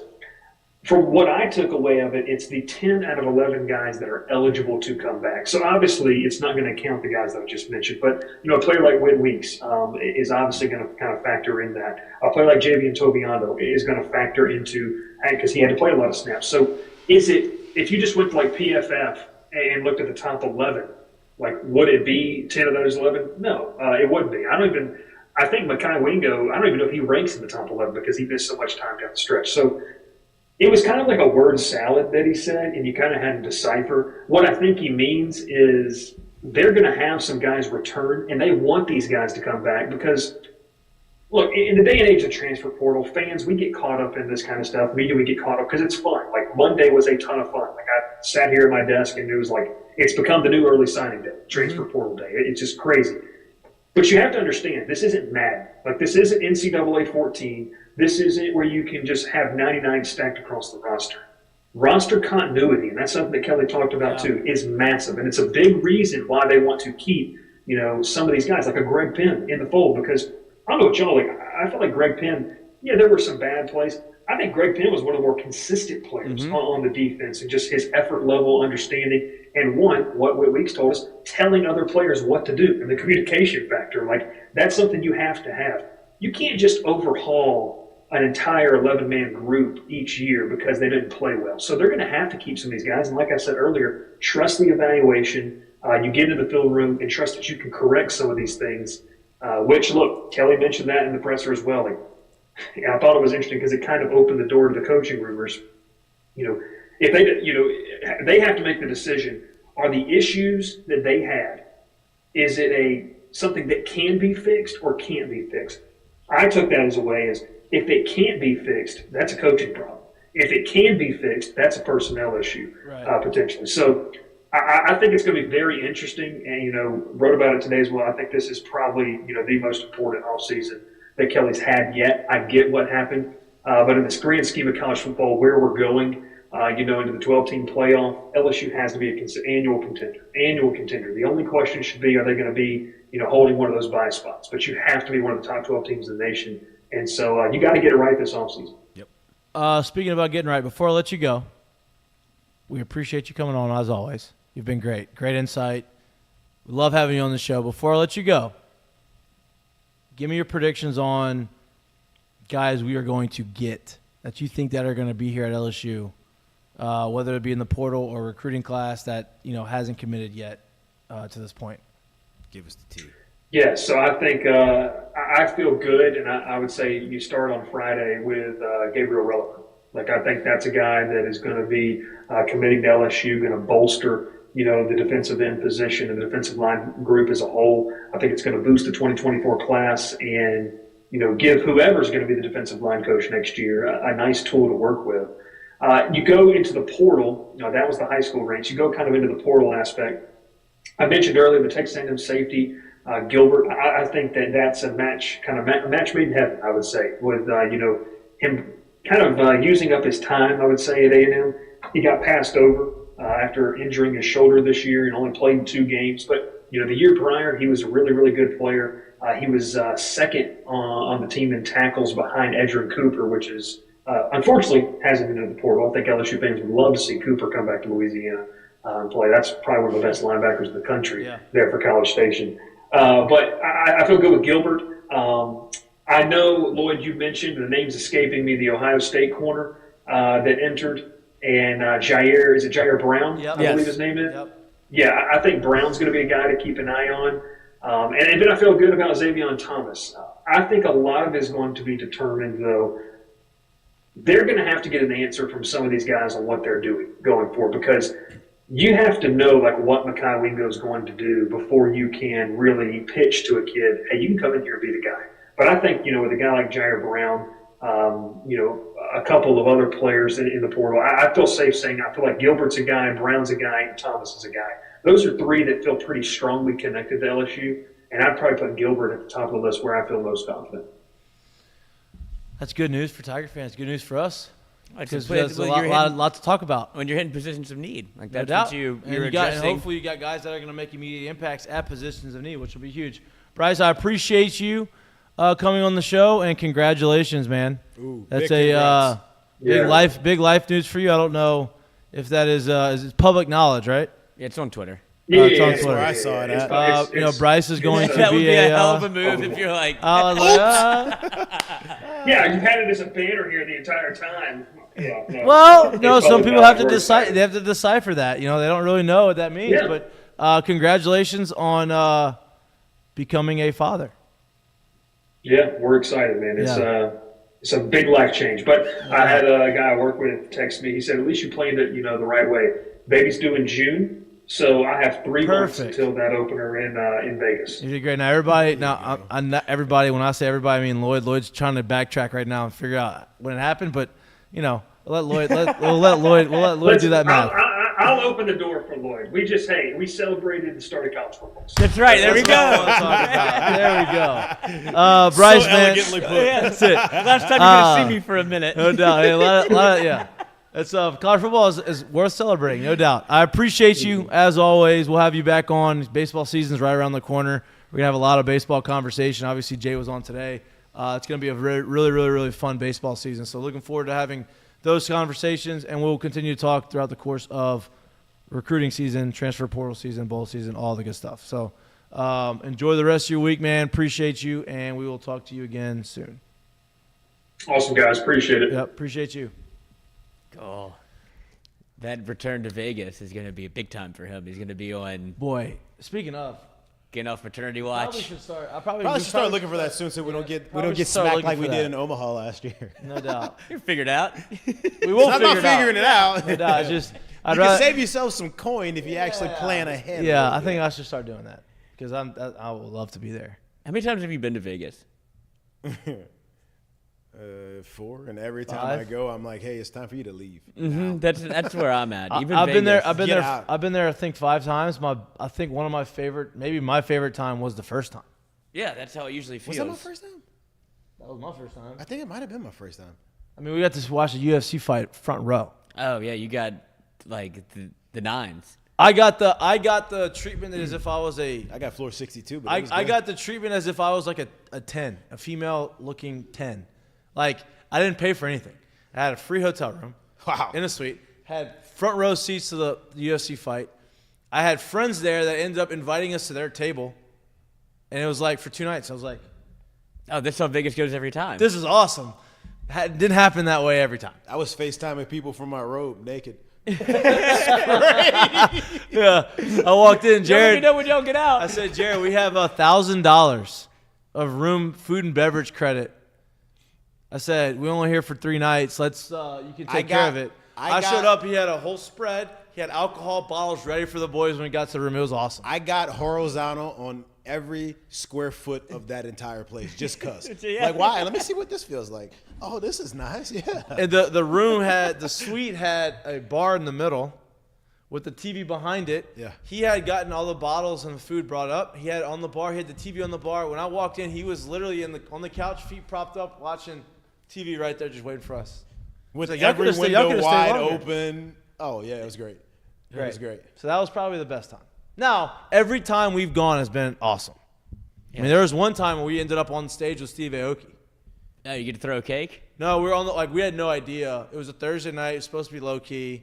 We were there for a bachelor party, so some of the guys got there on Thursday night and was like, "Hey, let's just get there, like have a good dinner, Those kind are of the nights that wake always up, sneak up wake on up you." wake up in Vegas, so you're not traveling, you're not tired on Friday." And we're like, "Yeah, perfect." We show up there, we do the dinner. It's great. I think we go to Tao. It's awesome. And then a buddy of mine who's from New Iberia is a club promoter in Vegas. Shout out to him. That's perfect for New Iberia. Shout out David. Shout out David. David's mother was my PE teacher growing up. There you go. She's great. And so we grew up playing. He played basketball. I think he played basketball at UL. He did, right? yes. And so he was out there randomly. I forgot that he was out there. He sees us.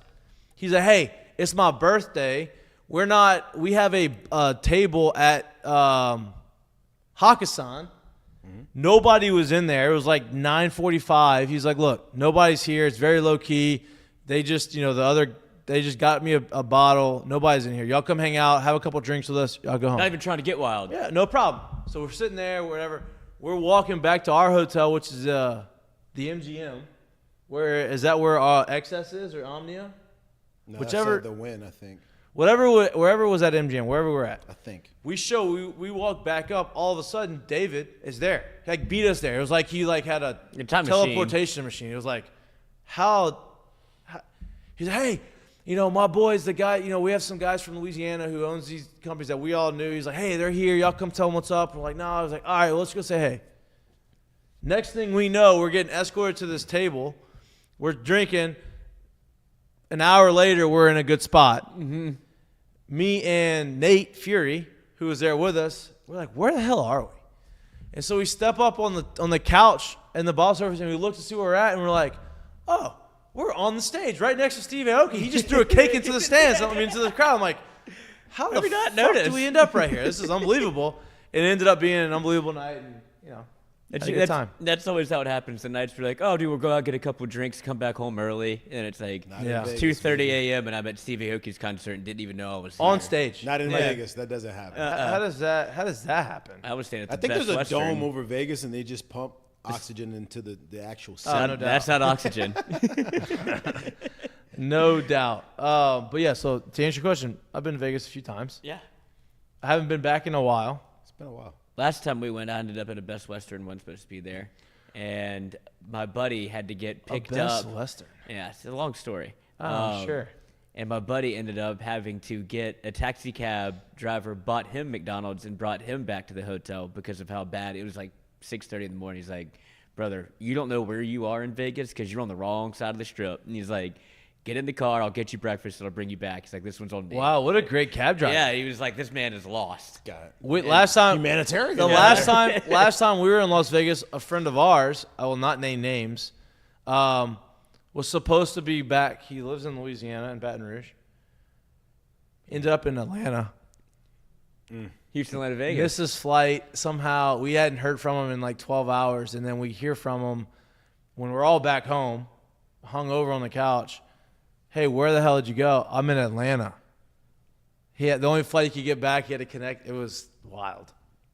So wait, he never even made it to Vegas, or he No, never he made was it in home? Vegas. He just never made it back to Louisiana. We did, but like he missed his flight. It was a night, missed his flight, and then ended up when we got home, we were like, where did he go?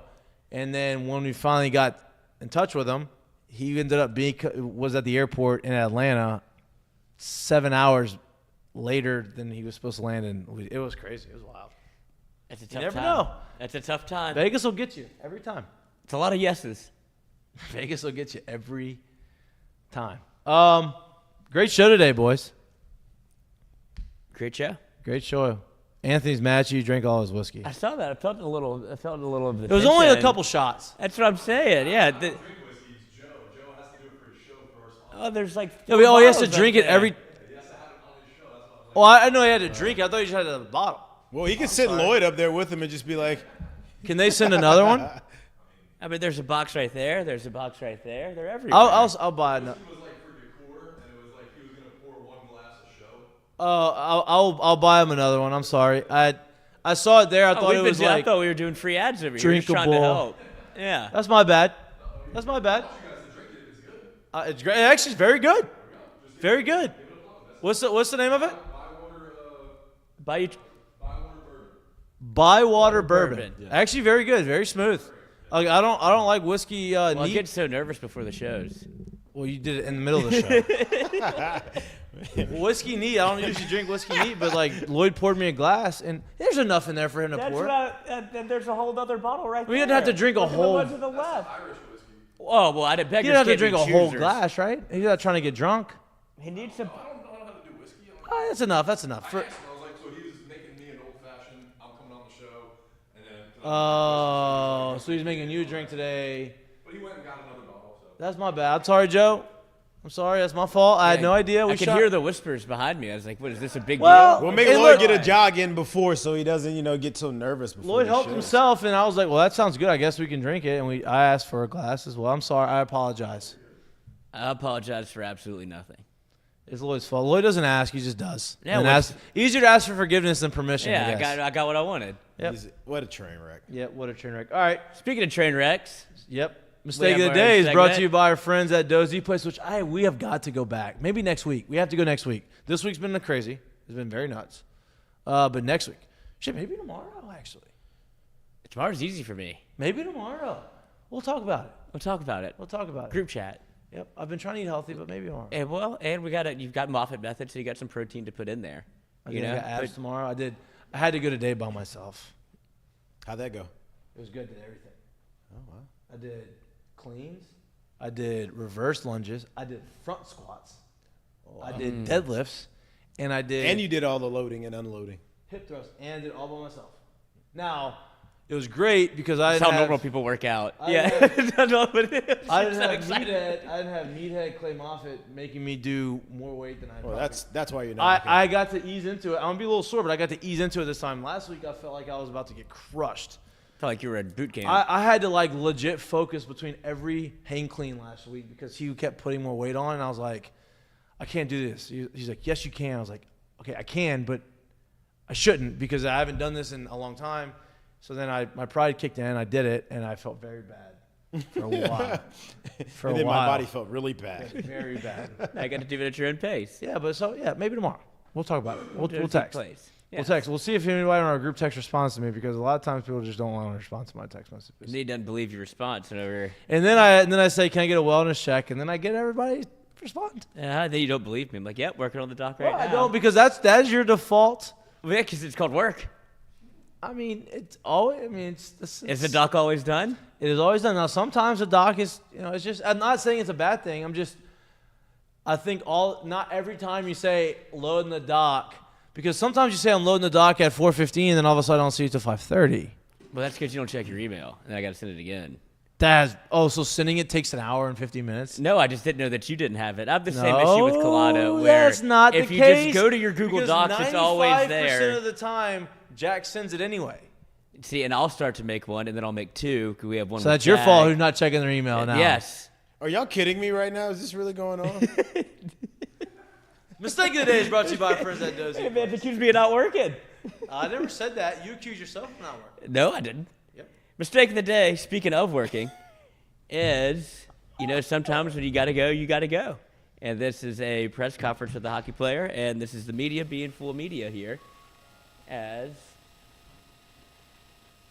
anything can happen.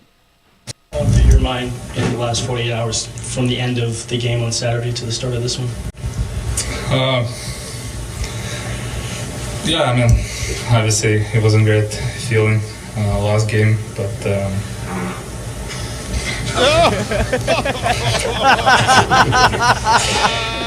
You know who's probably covering that? What was the question? Our friend Eileen's probably covering that. That's the Tampa Bay Lightning. Yeah, so I'm just. Wow, that's ridiculous. Yeah, I mean, Hey, this man didn't even hide it either. He was the first one to laugh. I don't think that was him. I think it's got to be a little. You think he did it, or you think someone else did it? I think somebody else did it. But I guess the reason I put that in there. 25 saves on 25 shots against. That's pretty good. That's why he farted. He's he's been holding it in. What are you going to tell me? Wow.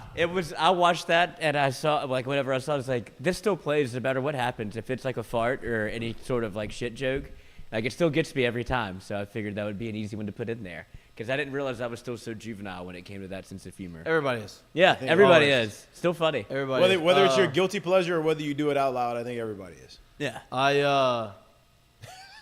That's funny. Before we get to the curtain calls, Sports Illustrated, which maybe it was AI, probably, just posted Bryce Harper. The title of this, I haven't read the article. Bryce Harper desires a contract extension to end his career with the Phillies. Isn't that not what the 13-year deal was? He got more than 13 left? He has 11 years left on his deal and wants an extension to end his career. Does 13 years not put him at over 40 years old? It sounds like he's trying to say, hey, maybe I could get Scott Boras says, obviously. Maybe I could get some of this to get some of that deferred money into my next life. That's what it Boy, sounds that's look. What a wonderful world, huh? What a great world. All right, Curtain Call is brought to you by our friends at Assured Partners. And me. What we got, Lloyd? What's yours? My curtain call is finally you get to see somebody who has a lot of promise. Much maligned at LSU, it felt like. But Derek Stingley is finally entering his form where he has, I believe, 4 interceptions in the last 3 games. And absolutely he's back healthy. Showed out. Oof, that was a good play right there. Mm-hmm. And curtain call to Derek Stingley, living up to what everybody thought would be his, kind of the expectations. Obviously, killer freshman year at LSU, then injuries, and he's much maligned. Like I said, not LSU fan favorite whenever he should have been. But to see him do it in the NFL, kind of yeah, dude, everybody was right. And Russell Wilson right there. Let Russ cook.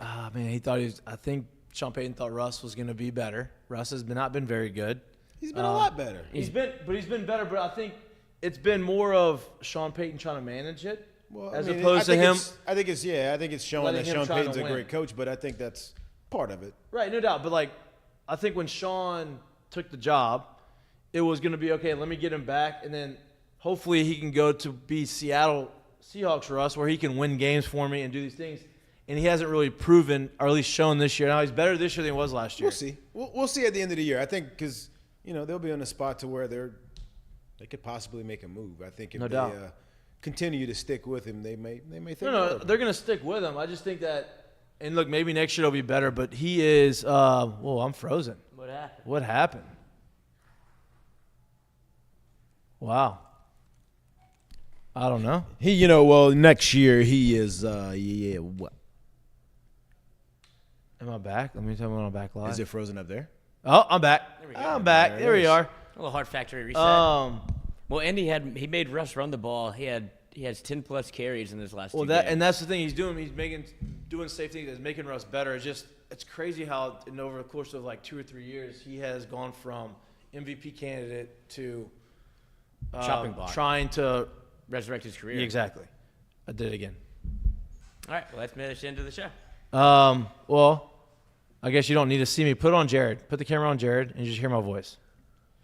My curtain call is in the same vein too. Actually, Sean Payton, because beginning of the season started the way it started. It was pretty abysmal. People were very happy. Sean's gone. He's not the same guy. Good thing he left. Now he's figured it out, and he figured out the team he's got, and he's showing the type of coach he is, and he is now put the Broncos in a position to make the playoffs or potentially make the playoffs, like have a chance to do it, and the Saints are going the opposite direction. It froze again. Put it back on him.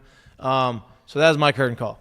My curtain call will go to the Cincinnati Bengals, the Browning kid, Jamar Chase, the whole gang. For everyone who thought, hey, they're down and out, they have no shot, mail it in for the season. Browning comes in, throws for, I think, top 5 ever passing percentage. What a game in he Cincinnati. had. Cincinnati, like, kid absolutely spun it. Looked great. Looked like he's been doing it all year. Looked like he's been literally named the starter. He's been given. He played great. So to watch them do that kind of lets you know what competition is. And no, I'm not alluding anything to Florida State, but my love is to, and my curtain call goes to the Cincinnati Bengals, the Browning, Jamar Chase, the group, And, Joe Burrow you know, helping out on the side. all of it. Zach Taylor, because Zach Taylor, before Joe got there, they weren't great offensively. Yeah. And he was supposed to be an offensive mind. Then Yeah. Joe got there. Obviously, offense changed because, you know, you're a quick quarterback. And people were thinking, it's only there because of Joe. Joe gets hurt. Now you got Browning kind of doing some stuff. So shout out to all that. That's a good. So. That's all we got for you today. Enjoy the rest of your Wednesday. We appreciate you tuning in. Please like and subscribe to our YouTube channel. We are almost at the 5,000 mark. We need 15 or maybe 14. I don't know how many we need left. We need 10. We need 10 left to get to 5,000. Please like and subscribe. Please press the thumbs up button. That helps us out. We enjoy that. We love you. We appreciate you. If you can't watch us and you like Let's Do This or anywhere you get your pods. And we will be back live Friday, 1 to 3. Enjoy your Wednesday. Peace.